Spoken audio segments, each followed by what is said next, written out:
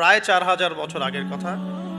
হিসেবটা মেলানো হয়েছে এভাবে যে ঈসা আলাইহিস সালাম এবং মুহাম্মদ সাল্লাল্লাহু আলাইহি ওয়াসাল্লামের যে উম্মত, এর মধ্যে ডিসটেন্স ছিল 570 বছরের মতো।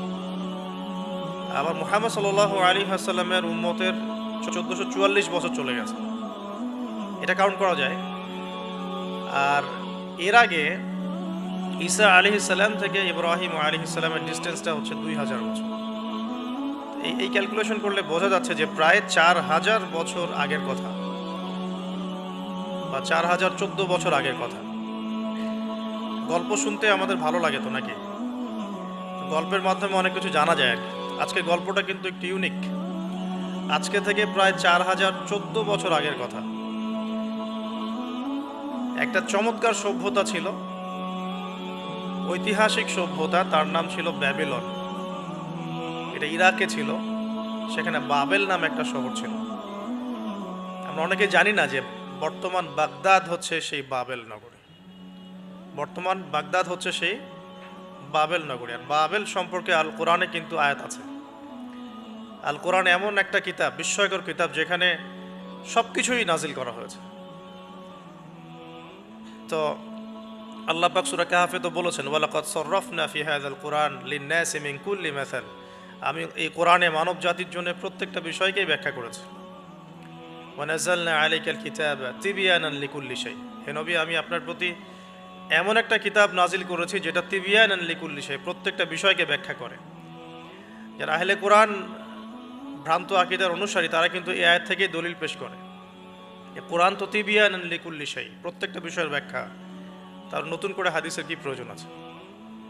এটা আমাদের আলোচনার টপিক না, আমরা ওদিকে যাচ্ছি না। তো আল্লাহ পাক কোরআনে কিন্তু বাবেল নগরীর কথা বলেছেন। সূরাতুল বাকারার 101-2 এই আয়াতগুলোতে আছে। এই বাবেল নগরী তৎকালীন সময় জাদুবিদ্যার একটা আকড়া ছিল আর কি। এর আগে আমরা জানি সুলাইমান আলাইহিস সালামের সময় ওই হারুত আর মারুত দুজন ফেরেশতাকে দিয়ে মানুষকে পরীক্ষা করা হয়েছিল। এই ঘটনাটা সূরা বাকারার 101-2 এই আয়াতগুলোর মধ্যে আছে, দেখে নিয়েন। আমি রেফারেন্সগুলো বলে দিলাম। এখানে এই বাবেল নগরীর কথাটা আছে, ঠিক আছে? তো এই নগরীতে প্রায় 4014 বছর আগে একটা ফুটফুটে সুন্দর শিশু জন্ম নেয়। দেখতে খুবই সুন্দর, অমায়িক, দেখলেই মানে মন কেড়ে নেয়ার মতো সুন্দর। এমন কিছু বাচ্চা থাকে কিন্তু দেখলে আদর করতে ইচ্ছা করে, মন কেড়ে নেয়ার মতো, ইউনিক, সবার চেয়ে আলাদা। এবং জন্ম নিয়েছে সে এমন একটা পরিবারে, যেই পরিবার তৎকালীন সময়কার যে জালেম শাসক নমরুদ, তার প্রধান পুরোহিত, তার নাম আজার। তৎকালীন বাবেলের শাসনকর্তার নাম হচ্ছে নমরুদ এবং তার প্রধান পুরোহিতের নাম আজার। তার ঘরেই জন্ম নিয়েছেন এই তাওহীদের শেকর ইব্রাহিম আলাইহিস সালাম। আল্লাহ পাকের কি মানে, আল্লাহ পাক কি না করতে পারেন? যেখানেই আবু জেহেল সেখানেই মুহাম্মদ সাল্লাল্লাহু আলাইহি ওয়াসাল্লামের জন্ম হয়। যেখানেই নমরুদ সেখানেই ইব্রাহিমের মতো মানুষ আসেন। যেখানেই ফেরাউন সেখানে আবার মূসা আসেন। মূসাকে আল্লাহ রাব্বুল আলামিন ফেরাউনের ঘরেই মানুষ করলেন। ইব্রাহিম আলাইহিস সালামকে আল্লাহ পাক আজারের ঘরেই মানুষ করলেন। আজকে আমরা দেখি এরকম সিটি অফ আখিরুজ্জামানে কিছু কিছু দিনী বোন চেহারা না দেখানোর জন্য আন্দোলন করছে। চিন্তা করতে পারেন, যেখানে যত বেশি জাহেলিয়াত সেখানে তত পাক্কা মুসল্লি জন্ম নেবে, মুমিন জন্ম নেবে ইনশাআল্লাহ। যেখানে যত বেশি জাহেলিয়াত সেখানে তত শক্তিশালী মুমিনদের জন্ম হবে ইনশাআল্লাহ। তো এখন তৎকালীন নমরুদ যে সভ্যতার অধিবাসী ছিল, এই সভ্যতাটাকে আমরা বলি কালাডীয় সভ্যতা।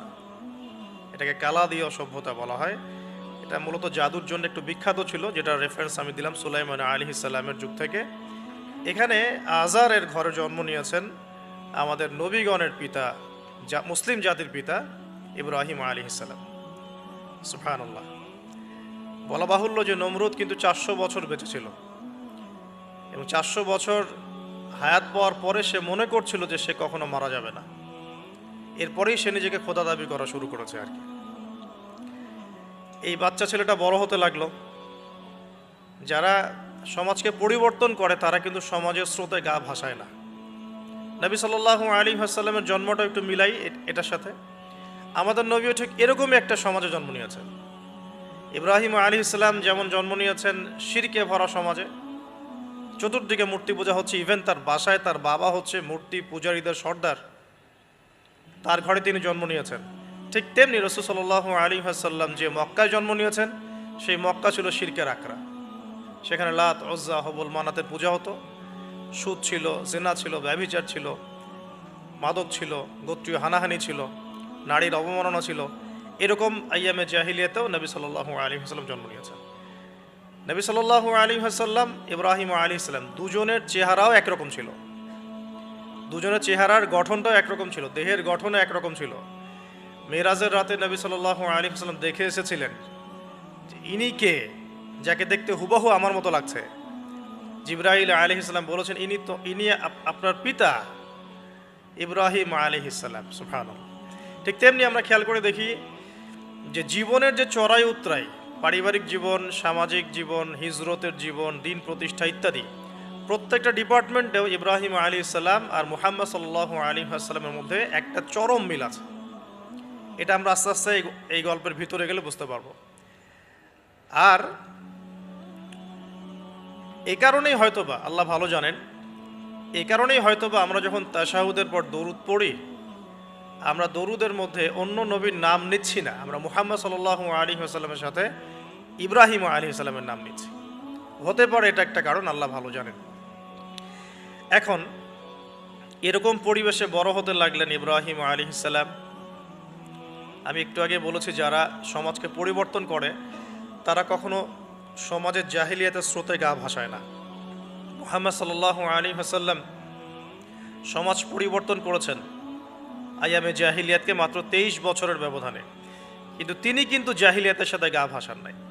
তিনি কখনো সুদ খাননি, তিনি কখনো মূর্তি পূজা করেন নাই, তিনি কখনো কোনো অন্যায় গুনাহ করেন নাই, তিনি কখনো মাদক দ্রব্যের কাছেও যান নাই, কিন্তু সমাজটা ছিল এগুলোতে নিমজ্জিত। ঠিক ইব্রাহিম আলাইহিস সালামের ক্ষেত্রেও সেম, তিনি একজন প্রধান পুরোহিতের ঘরে জন্ম নিয়েও কখনো মূর্তির ধার কাছে যান নাই। বরং একটু যখন বড় হচ্ছেন, একটু বড় বলতে ম্যাচিউরড, আমাদের টিকটক প্রজন্মের মতো না, এরা 20-30 বছর হয়ে গেল ম্যাচিউরড হয় না, বুদ্ধি প্রতিবন্ধী, বিকলাঙ্গ। ইভেন ইদানিং আমাদের মেয়েরা ছেলে হচ্ছে আর কি, আমাদের নারীরা এখন পুরুষত্ব দেখাচ্ছে, আর আমরা পুরুষেরা ফেসবুকে একটা স্ট্যাটাস দিয়েই ক্ষান্ত হয়ে থাকি। এটুকু আমাদের দায়িত্ব উম্মার প্রতি। আর এখানে আমরা দক্ষতা অর্জন করেছি অনেক, আমরা সবাই কিবোর্ড মুজাহিদ, আমরা এটা মনে করি, এটাই যুদ্ধ, এটাই জিহাদ। আর নারীরা মাঠে যুদ্ধ করছে এখন সম্ভ্রমের জন্য, অধিকারের জন্য ইত্যাদি। ফ্যামিনিস্ট রেভলিউশনের দিকে তাকালেও তাই দেখা যায়। ছেলেরা এখন বেকার হয়ে যাচ্ছে কিন্তু মেয়েরা স্বাবলম্বী হচ্ছে। তারা দিনদার নয়, এই মেয়েগুলো দিনদার নয়, কিন্তু জীবনে প্রতিষ্ঠিত হওয়ার জন্য লড়ছে, চ্যালেঞ্জ গ্রহণ করেছে। এটা ছেলেদের উচিত ছিল। তা আজারের ঘরে জন্ম নেওয়া সেই ইব্রাহিম কিন্তু চ্যালেঞ্জ গ্রহণকারী একটা ছেলে। সে এখন তার পিতাকে বলছেন, কি বলছেন আমরা একটু কোরআনের ভাষা শুনি। আল্লাহ রাব্বুল আলামিন বলেছেন সূরা মারিয়ামের মধ্যে এসেছে ঘটনাটা 41 থেকে 45 নম্বর আয়াতের মধ্যে। আল্লাহ পাক বলছেন ওয়াজকুর ফিল কিতাবি ইব্রাহিম বা'দা আউযু বিল্লাহি মিনাশ শাইতানির রাজীম। হে নবী মুহাম্মদ সাল্লাল্লাহু আলাইহি ওয়াসাল্লাম, আপনি এই কিতাবে ইব্রাহিমের ঘটনা বর্ণনা করুন। ইয ক্বালা লি আবিহি, যখন ইব্রাহিম তার বাবাকে বললেন, তার বাবা মানে আজারকে বললেন, ইয়া আবাতি, হে আমার বাবা, লিমা তা'বুদু, তুমি কেন ইবাদত করো এমন সত্তার, মা লা ইয়াসমাউ, যে শুনতে পারে না, ওয়ালা ইউবসিরু, দেখতেও পারে না, ওয়ালা ইউগনি আনকা শাইআ, তোমার কোনো উপকার করতে পারে না। একটা ছেলে যার বয়স হবে 15 থেকে 20 হয়তো বা হাইয়েস্ট, তার কাছে কি এমন জ্ঞান আসলো যে সে তার বাবাকে এখন চ্যালেঞ্জ করছে, তার জ্ঞানতাত্ত্বিক যুদ্ধ শুরু হলো, আদর্শিক যুদ্ধ শুরু হলো বাবার সাথে। হে আমার বাবা, আপনি কেন এমন সত্তার ইবাদত করছেন যে শুনতেও পারে না, অসারতা দেখিয়ে দেওয়া হচ্ছে চোখে আঙ্গুল দিয়ে, দেখতেও পারে না, আপনার তো কোনো উপকারও করতে পারে না, কোনো ক্ষতিও করতে পারে না। ওয়ালাম ইউগনি আনকা শাইআ ইয়া আবাতি, হে আমার বাবা, ইয়া আবাতি ইন্নী আখাফু আন ইয়ামাসসাকা আযাবুম মিনার রাহমানি ফাতাকুনা লিশ-শাইতানি ওয়ালিয়্যা। হে আমার বাবা, আমি ভয় পাচ্ছি যে আপনার উপরে না আবার আল্লাহ পাকের গজব নেমে আসে এবং আপনি শয়তানের ওলি না হয়ে যান। ওলি মানে কি? বন্ধু, বন্ধু, শয়তানের বন্ধু না হয়ে যান। ইয়া আবাতি ইন্নী ক্বাদ জাআনি মিনাল ইলম মা লাম ইয়াতিকা ফাত্তাবি'নি আহদিকা সিরাতান সাওয়্যা। কি চমৎকার কথা! ছোট্ট ছেলেটা বলছে, হে আমার বাবা, আমার কাছে একটা জ্ঞান আসছে, জ্ঞান আমার কাছে একটা জ্ঞান এসেছে যেটা তোমার কাছে আসে নাই। ফাত্তাবি'নি, তুমি আমার অনুসরণ করো। আহদিকা, আমি তোমাকে পথ দেখাবো। সিরাতান সাওয়্যা, সহজ সরল পথ দেখাবো তোমাকে। সন্তান বাবাকে নসিহত করছে। দেখুন, সন্তান বলছে, আমার কাছে এমন জ্ঞান এসেছে বাবা যেটা তোমার কাছে আসে নাই। তুমি আমাকে ফলো করো, আমার অনুসরণ করো, আমি তোমাকে পথ দেখাবো। Ego problem, ego. আজকেও যখন কম বয়সী কোনো মানুষ বেশি বয়সের কাউকে দাওয়াত দিতে যাবে, এরকম প্রবলেম ফেস করতে হবে। তার বাবা কি বলল, কেন ফেস করতে হবে আল্লাহ পাক সেটা বলেছেন সূরা বাকারা। এটা এই সূরাটা সূরা বাকারায় বলেছেন, ওয়া ইযা কিলা লাহু ইত্তাকিল্লাহ। কিছু মানুষ আছে যাদেরকে যদি বলা হয় আল্লাহকে ভয় করুন, আখাযাতহুল ইজ্জাতু বিল ইসম, তাদের প্রেস্টিজে লাগে। এক কথায় কি? প্রেস্টিজে লাগে, প্রেস্টিজ নষ্ট হয়। আখাযাতহুল ইজ্জাতু বিল ইসম ফাহাসবুহু জাহান্নাম। আল্লাহ বলেন ওর জন্য জাহান্নামই যথেষ্ট। তো এখনকার সমাজে প্রবলেমটা আপনারা ফেস করবেন। যদি আপনার বয়স কম হয়, আপনার কাছে অনেক জ্ঞান থাকলেও মানুষ সমাজের নিতে যাবে না। আপনি ক্রিপ্টোকারেন্সি নিয়ে কথা বলছেন, এক শ্রেণী ধর্মনেতাই আপনার পিছনে লেগে যাবে। আপনি ইসলামিক রেভলিউশন নিয়ে কথা বলবেন, ইসলাম এস্টাবলিশমেন্ট নিয়ে কথা বলবেন, ইউনিটি নিয়ে কথা বলবেন, উম্মার করণীয় নিয়ে কথা বলবেন। আপনি এই বয়সে, এত ছোট বয়সে আপনি উম্মার প্রবলেমসগুলো ফাইন্ড আউট করে সেগুলো সলিউশন নিয়ে কথা বলবেন, এত বড় সাহস আপনার? এটাই প্রবলেম। অথচ চমৎকার একটা বিষয়, আমাদের সমাজে এগুলো দেখা যায়, অন্য কোথাও দেখা যায় না। কোনো ড্রাইভারকে জিজ্ঞাসা করবেন, কোনো ড্রাইভারকে জিজ্ঞাসা করবেন, তার স্কিল সম্পর্কে জিজ্ঞাসা করবেন যে আপনার স্কিল কেমন। একটা অ্যান্সার দেবে সে, আমি 10 বছর থেকে চালাই, বা 15 বছর থেকে চালাই, আমি 27 বছর থেকে গাড়ি চালাই। মানে তার এই বয়সটাই হচ্ছে স্কিলের মানে দলিল, সার্টিফিকেট। এখন এরকম চলছে দ্বীনি অঙ্গনেও। আমি 20 বছর থেকে ফতোয়া দিই, আমি 32 বছর থেকে ওয়াজ করি, আমি এই করি, আমি সেই করি। এই যে জাহির করা, আল্লামা তাকি উসমানী দামাত বরাকাতুহু এবং তার যারা ছাত্ররা আছেন সারা উপমহাদেশে, স্পেশালি বাংলাদেশে, তাদের অনেকের সাথে আমি দেখা করেছি। তারা একটা নসিহত সবাই কমনভাবে করেন, দেখি নসিহতটা করেন যে কখনো নিজেকে জাহির করবা না, কখনো নিজেকে জাহির করবা না, তাহলে আল্লাহ তোমার এলেম কেড়ে নিবে। আর আমরা এখন দ্বীনি অঙ্গনে জাহির করার জন্য ব্যস্ত। আমি এত বছর থেকে এটা করি, আমি অত বছর থেকে করি, অথচ এটা কোনো দলিল নয়, এটা কোনো সার্টিফিকেট নয়। এত বছর থেকে বলার পরেও ভুল হতে পারে, যেটা ভুল হবে সেটা শুধরে নিতে হবে। আর নবী সাল্লাল্লাহু আলাইহি ওয়াসাল্লাম যায়েদ বিন হারেসা রাদিয়াল্লাহু আনহুকে একটা কাফেলার সেনাপতির দায়িত্ব দিয়েছিলেন যখন তার বয়স মাত্র 17 বছর। কত বছর? 17 বছর বয়সী একজন তরুণ সাহাবী যায়েদ ইবনে হারেসা রাদিয়াল্লাহু আনহু, তিনি নেতৃত্ব দিচ্ছেন এমন সাহাবীদের যে সাহাবীরা তার চেয়ে বয়সে অনেক বড়। এমনকি এই অভিযান শেষ হওয়ার আগেই নবী সাল্লাল্লাহু আলাইহি ওয়াসাল্লাম ইন্তেকাল হয়। তার পরবর্তীতে আবু বকর সিদ্দিক রাদিয়াল্লাহু আনহু সেই অভিযান আবার চালানোর চেষ্টা করেন, আবার চালানোর জন্য মনস্থ করেন। তিনি আবার যায়েদ বিন হারেসা রাদিয়াল্লাহু আনহুকেই নেতৃত্ব দেন। এটা নিয়ে ওমর রাদিয়াল্লাহু আনহু তাকে কিছু কথা বলেন যে আপনি যায়েদ বিন হারেসাকে নেতৃত্ব দিচ্ছেন, বয়সে ছোট সাহাবী, তার পিছনে অনেক বড় বড় সাহাবী থাকবে, তারা তো তাকে নাও মানতে পারে, এটা কেমন হয়? বারবার তাকে ভেটো দিচ্ছেন। শেষমেশ আবু বকর সিদ্দিক রাদিয়াল্লাহু আনহু একটু রেগেই বললেন যে ইস্তা'মালাহু রাসূলুল্লাহ ওয়া আনতা তা'মুরুনি আন আনজি'হু। তাকে স্থলাভিষিক্ত করেছে স্বয়ং আল্লাহর রাসূল, আর তুমি এসে আমাকে বলছো আমি তাকে অপসারণ করব? সুবহানাল্লাহ। নবী সাল্লাল্লাহু আলাইহি ওয়াসাল্লাম যোগ্যতা দেখতেন মানুষের, কার যোগ্যতা কতটুকু আছে। তো ওইদিকে আমি ভিতরে ঢুকছি না। আমরা এখন সোশ্যাল অ্যাফেয়ার্সে যা দেখি যে আমরা যোগ্যতার চাইতে অন্যান্য বিষয়গুলোকে বেশি মূল্যায়ন করা শুরু করি আর কি।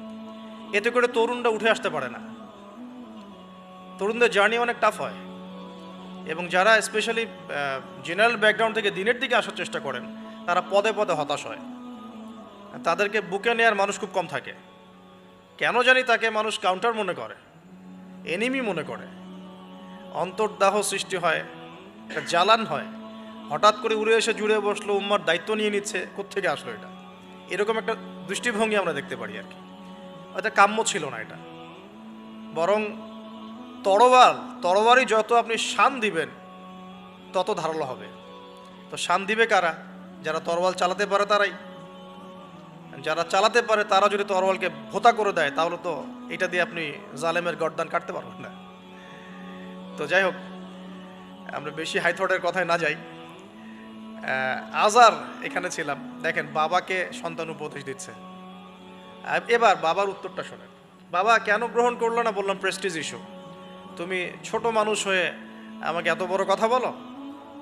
হ্যাঁ, তখন বাবা বলছেন আনতা আরাগিবুন আনতা আন আলিহাতিনা ইয়া ইব্রাহিম। হে ইব্রাহিম, তুমি কি আমাদের ইলাহগুলো, উপাস্যগুলো থেকে মুখ ফিরাচ্ছ? তুমি কি আমাদের উপাস্যগুলো থেকে মুখ ফিরিয়ে নিচ্ছ? আরাগিবুন আনতা আন আলিহাতিনা ইয়া ইব্রাহিম লা ইল্লাম তানতাহি, যদি বিরত না হও। ঠিক যেমন থ্রেট আমাদেরকে করা হয়, যদি বিরত না হও।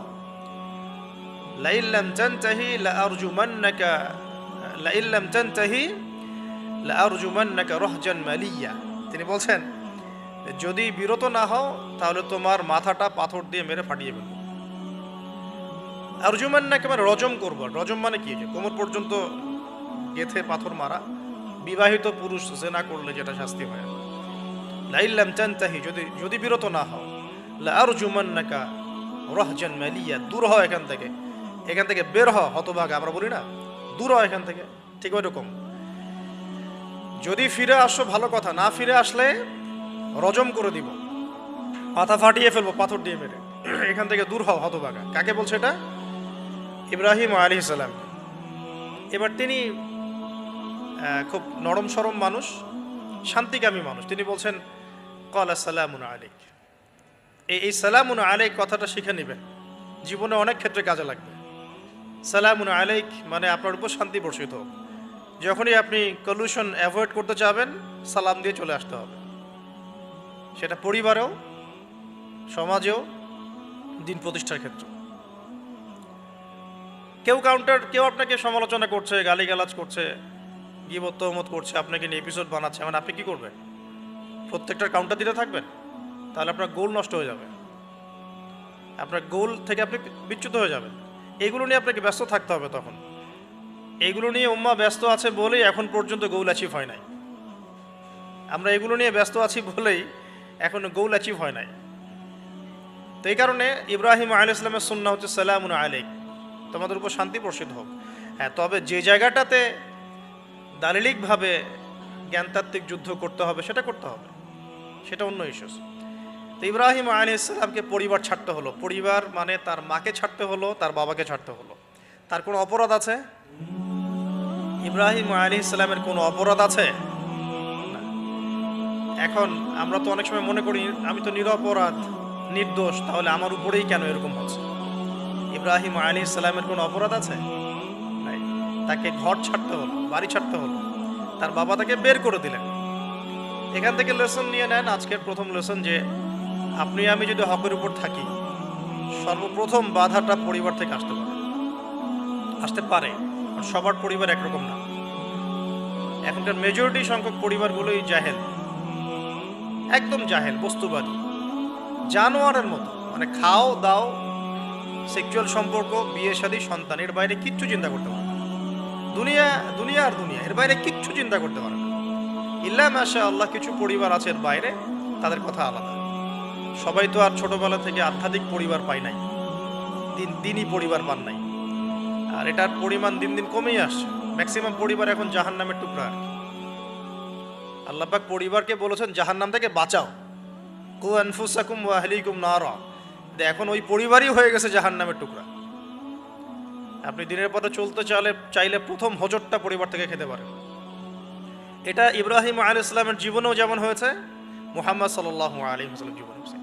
যে মিলাচ্ছিলাম কিভাবে, তার ক্ষেত্রেও সেম। চাচারা শত্রু না, চাচারা শত্রু, আশপাশের মানুষ শত্রু। চাচা এসে বাড়ির সামনে খড়কুটা ফেলে দিয়ে যায়, চাচি এসে ময়লা আবর্জনা ফেলে দিয়ে যায়, কেউ গালি দেয়, কত সমস্যা। যখন নিজের মানুষরা আপনার এগেনস্টে চলে যায় তখন মনটা ভেঙে যাবে স্বাভাবিক। কারণ নিজের মানুষটা সারা দুনিয়া যদি আপনার বিপক্ষেও থাকে, কাছের কিছু মানুষ আপনার পক্ষে থাকে, তখন আপনি বাসাতে অ্যাটলিস্ট সিংহ, তখন বাসা থেকে এনার্জি নিয়ে বাইরে যুদ্ধ করতে পারবেন। কিন্তু বাহিরে সবাই মোটামুটি ধরেন যে আপনার পজিটিভ, কিন্তু বাসায় এসে দেখলেন যে বাসায় আপনার কোনো রকম অনুকূল পরিবেশ নাই, তখন বাইরে সিংহ হলে বাসায় বিড়াল হয়ে থাকতে হবে। তখন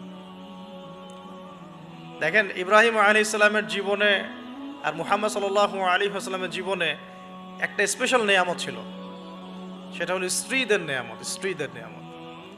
বাহিরে মানুষ অনেক কিছু বলছে, গালিগালাজ করছে, মারছে, কাটছে, থুতু দিচ্ছে, সমালোচনা করছে, কিন্তু বাসায় ইব্রাহিম আলাইহিস সালামের আছেন সারা, হাজেরা, আর মুহাম্মদ সাল্লাল্লাহু আলাইহি ওয়াসাল্লামের আছেন খাদিজা রাদিয়াল্লাহু আনহা। অ্যাটলিস্ট বাসায় আপনি একটা কি বলবো, যে বড় একটা প্রশান্তির জায়গা আপনার বাসায় আছে। তো এটা একটা বড় নেয়ামত যেটা ইব্রাহিম আলাইহিস সালাম এখন হারালেন। কিভাবে? বাবা বাসা থেকে বের করে দিল। এখান থেকে বুঝতে হবে যে দিনের পথে চলতে গেলে প্রথম বাধা পরিবার থেকে আসতে পারে, তাই বলে তাদের সাথে কোনো রকমের দ্বন্দ্ব সংঘাতে যাওয়া যাবে না। সালামুন আলাইক, সালামুন আলাইক, তোমাদের উপর শান্তি বর্ষিত হোক। ইব্রাহিম বলছেন সালামুন আলাইক, হে বাবা আপনার উপর শান্তি বর্ষিত হোক। তাই আরও বলছেন সাস্তাগফিরুল্লাকা রব্বি, আমি আপনার জন্য আল্লাহর কাছে ক্ষমা চাইব ইনশাআল্লাহ। ইন্নাহু কানা বি হাফিয়া, তিনি আমার প্রতি খুব মার্সিফুল, আশা করি তিনি আমার দোয়া কবুল করবেন। কিন্তু যখন তিনি জানতে পেরেছিলেন যে তার বাবা শিরকের উপর আছেন, আল্লাহ পাক মাফ করবেন না, সূরা তওবার মধ্যে আছে, তখন থেকে তিনি আর ক্ষমা চান নাই, বাবার জন্য ক্ষমা চান নাই। তো এবার ইব্রাহিমের সফর শুরু হলো একাকিত্বের সফর। তার মানে একটা বিষয় এটাও শিখতে হবে, হকপন্থীদের সাথে আল্লাহর দেয়া একটা বিশেষ নিয়ামত হচ্ছে একাকিত্ব। হকপন্থীদের লাইফে আল্লাহ পাকের পক্ষ থেকে একটা বিশেষ অনুগ্রহ হচ্ছে একাকিত্ব। মানে একাকিত্ব কেন নিয়ামত বললাম? কারণ একাকিত্ব মানুষকে আল্লাহ চিনিয়ে দেয়। অনেক আলেম দেখবেন যারা জেল টেল খেটে বের হয়েছেন, তারা সবাই একটা কথা বলবেন, জেলখানায় আমরা আল্লাহকে চিনেছি। সব আলেমরা এই কথা বলে যারা ওখান থেকে বের হয়ে আসে। কারণ একাকিত্ব মানুষকে গভীরভাবে ভাবায়, আল্লাহকে পাওয়ায়, আল্লাহর কাছে দোয়া করতে শেখায়, মানুষকে বোঝায় যে আল্লাহ ছাড়া কেউ নাই সাহায্য করার। তো যারা হকপন্থী হয় একাকিত্ব তাদের বরণ করতেই হয়, এটা মাথায় রেখে পথ চলতে হবে। ইব্রাহিম আলাইহিস সালাম পথ চলা শুরু করলেন। এবার কি হলো, তিনি কি বাসা থেকে বের হয়ে সেই এলাকা ওই নমরুদের দেশ ছেড়ে চলে গিয়েছিলেন? উত্তর না, প্রথমে তিনি চলে যান নাই। প্রথমে তিনি ওই সমাজেই থেকেছেন, থেকে দাওয়াত দেওয়ার চেষ্টা করেছেন। তিনি ওই সমাজেই থেকেছেন, থেকে দাওয়াত দেওয়ার চেষ্টা করেন, ঠিক মুহাম্মদ সাল্লাল্লাহু আলাইহি ওয়াসাল্লামের মতো। সমাজের মানুষ যখন নির্যাতন নিপীড়ন করছেন, তিনি কি শুরুতেই সমাজ ছেড়ে বের হয়ে চলে গেছেন? না, 13 বছর দাওয়াত দিয়েছেন। কত বছর? 13 বছর। তো ইব্রাহিম আলাইহিস সালাম সমাজের মানুষকে দাওয়াত দেন। কিভাবে দেন? কোরআনে এভাবে ভাষা আসছে। আমি সূরাগুলোর নাম বলে দিই, আপনারা একটু চেক করে নিয়েন। সূরা আম্বিয়ার মধ্যে আসছে, সূরা সফফাতের মধ্যে আসছে, সূরা আনআমের মধ্যে আসছে। তো তিনি দাওয়াত দেন এভাবে যে ওয়াইজ ক্বালা ইব্রাহিম, যখন ইব্রাহিম বললেন লিআবিহি ওয়া কওমিহি, তার বাবাকে এবং তার কওমকে বললেন, মা হাযিহি তামাসিলুল্লাতী আনতুম লাহা আকিফুন, তোমরা এইসব কি মূর্তির উপাসনা করো, এদের চারপাশে ঘুরতে থাকো, কি সব করো? তো তারা বলে যে নাহনু বাল ওয়াজাদনা আবাআনা কাযালিকা ইয়াফআলুন, আমরা আমাদের বাপ দাদাদেরকে দেখেছি এইভাবেই করতে। তাদের রেফারেন্স কিন্তু এটাই ছিল, কোনো দালিলিক জ্ঞানতাত্ত্বিক যুক্তি বিজ্ঞান দর্শন এখানে নাই। এখানে কি ফিলোসফিটা কি? বাপ দাদাদেরকে দেখেছি করছে। তো এটা দিয়ে আবার অনেক সময় বাংলাদেশে আবার একটা ট্রেন্ড চালু করা হয়েছে যে তোমরা দীর্ঘদিন 1200 বছর থেকে যে ইসলামটা ফলো করে আসছো ওটা ভুয়া, আমরা যেটা নতুন মডারেশন দিচ্ছি এটাই সঠিক। এই দলিল সেম না। এখানে অমুসলিমদেরকে দাওয়াত দেওয়া হচ্ছে। অমুসলিমরা বলছে যে আমরা বাপদাদাদেরকে দেখেছি যে তারা এভাবেই মূর্তি পূজা করতো, আমরা তাই করি। এটার সাথে কি হানাফি মাযহাবকে মিলাবেন আপনি? হ্যাঁ, হানাফি মাযহাব বাপদাদা থেকে চলে আসে, ভুয়া নতুন যেটা দিচ্ছি এটাই সঠিক? আস্তাগফিরুল্লাহ। তো আমরা হাত চেঞ্জ করাটাকে এখন মনে করি হিন্দু থেকে মুসলমান হইলাম মনে হয়। হাত বদল করাটাকে মনে হয় যে হিন্দু থেকে মুসলমান হয়েছি মনে হয়। গভীরে ঢোকেন, ওলামায়ে কেরামদের মানে দার্সে গিয়ে বসে গভীরে ঢুকলে বুঝতে পারবেন যে ইসলামিক স্কুল অফ থটগুলা প্রত্যেকটারই ভিত্তি আছে, এগুলোর গভীর শেকড় আছে, ভিত্তি আছে। আল্লাহ, রাসূল এবং রাসূলের সাহাবীগণ, এই তিনটাকেই মানতে হবে। আপনি যদি বলেন যে আমি সাহাবীদেরকে মানি না, খালি আল্লাহ এবং রসুলকে মানি, তাহলে আল্লাহকে রসুলকে মানতে পারবেন না। সাহাবীদের অনুসরণ না করলে রসুলকে ফলো করতে পারবেন না। তো ওইটা আজকের ইস্যু না, এটা ফিকহি অনেক ব্যাপার, গভীর ব্যাপার, এটা অন্যদের কথা হবে। এই দলিল কিন্তু সেম করা যাবে না। আবার যে আমরা বাপ দাদা থেকে দেখে আসছি তোমরা নামাজ এইভাবে পড়ো, এই নামাজ ওই দলিল চলবে না, আমারটা ঠিক, এটা ঠিক না। নামাজ যেটা পড়ে আসে তারা, এটা ঠিক আছে। এর প্রত্যেকটা দলিলের মধ্যে অথেন্টিসিটি আছে। এরকম করে সমাজে ফিতনা ছড়ানো ঠিক হবে না, বিভ্রান্তি ছড়ানো ঠিক হবে না। এখন আসুন, ইব্রাহিম আলাইহিস সালামকে কি আনসার দিচ্ছেন? আমরা আমাদের পিতা মাতাদেরকে দেখেছি, বাপ দাদাকে দেখেছি এরকম তাওয়াফ করতে, মূর্তির চারপাশে পূজা করতে, নজর দিতে। তো ইব্রাহিম আলাইহিস সালাম বলছেন যে হাল ইয়াসমাউনাকুম, এই মূর্তিগুলো কি তোমাদেরকে শুনতে পারে? ইস্তাদউন, যখন তোমরা একে ডাকো। হাল ইয়ানফাউনাকুম, তোমাদের কোনো উপকার আসতে পারে? আও ইয়াদুররুকুম, তোমাদের কোনো ক্ষতি করতে পারে? তার দলিলগুলো কিন্তু অকাট্য। ইব্রাহিম আলাইহিস সালামের দলিলগুলো কিন্তু এখানে, যুক্তিগুলো কিন্তু অকাট্য। আসলে কি সে শুনতে পারে? আসলে কি সে দেখতে পারে? আসলে কি সে তোমার উপকার করতে পারে? তাদের কিন্তু কিছু বলার নাই এখানে। তারা বলছে বাল ওয়াজাদনা আবানা কাযালিকা ইয়াফআলুন, আমাদের পিতা মাতা বাপ দাদাদেরকে দেখেছি এইভাবেই করতে। ইব্রাহিম আলাইহিস সালাম বলছেন যে ইন্নাকুম আনতুম লাফি দালালিম মুবিন, তোমরা তো সুস্পষ্ট বিভ্রান্তির মধ্যে আছো। তাহলে তো এরকম আরো অনেক আয়াত আছে সূরা সাফফাতের মধ্যেও, ওয়া ইন্না মিন শিআতিহি লা ইব্রাহিম ইয জাআ রাব্বাহু বিকলবিন সালিম ইয ক্বালা লিআবিহি ওয়া কওমিহি মাযা তা'বুদুন, তোমরা কিসের ইবাদত করো? আইফকান আলিহাতান দুনাল্লাহি তুরিদুন, তোমরা কি আল্লাহ সম্পর্কে মিথ্যা আরোপ করতে চাচ্ছ? ফামা যন্নুকুম বিরাব্বিল আলামিন, আল্লাহ রাব্বুল আলামিন সম্পর্কে তোমাদের কি ধারণা? এভাবে তিনি তার কওমকে দাওয়াত দিতে লাগলেন। কিন্তু তাদের কওমের দলিল একটাই ছিল, বাপ দাদাদেরকে দেখেছি এভাবে মূর্তি পূজা করতে, তাই করি। সনাতন, এটা ছিল কি সনাতন থটস। অথচ সর্বপ্রথম এটা শুরু হয় কোন নবীর আমল থেকে? নূহ আলাইহিস সালাম। নূহ আলাইহিস সালামের যুগের মানুষ সর্বপ্রথম এই মূর্তি পূজা শিরক করেছে। এর আগে মূর্তি পূজা ওয়ার্ল্ডে ছিল না, নূহ আলাইহিস সালামের যুগ থেকে শুরু হয়েছে। তাহলে এটাকে আমরা সর্বোচ্চ পর্যায়ে সনাতন বলতে পারি না। তারও আগে যে সময় চলে গেছে, ওই সময় মানুষ তাওহীদপন্থী ছিল। আদম আলাইহিস সালামের যুগে তখন মানুষ এই কাজ করতো না। শুরুটা কেমন করে হলো? ভালো উদ্দেশ্যেই শুরু হয়েছিল, ভালো মনে করে। কেমন? যে মানুষ এরকম চিন্তা করে নিয়েছিল যে এই মানুষগুলো লাত, উজ্জা, হবল, ইয়াগুথ, ইয়াউক, নাসর, ইয়াগুথ, ইয়াউক, নাসর, এই ভালো মানুষগুলো আল্লাহর খুব নেককার বান্দা ছিলেন। তাদের স্ট্যাচু তৈরি করা যায়, তৈরি করলে কি হবে? এগুলোকে দেখলে আমাদের আগ্রহ জন্মাবে ইবাদত করার ব্যাপারে। এটা ছিল ওদের থটস। শয়তান এভাবেই তাদেরকে ইনফ্লুয়েন্স করেছিল আর কি, তারা তাই করলো।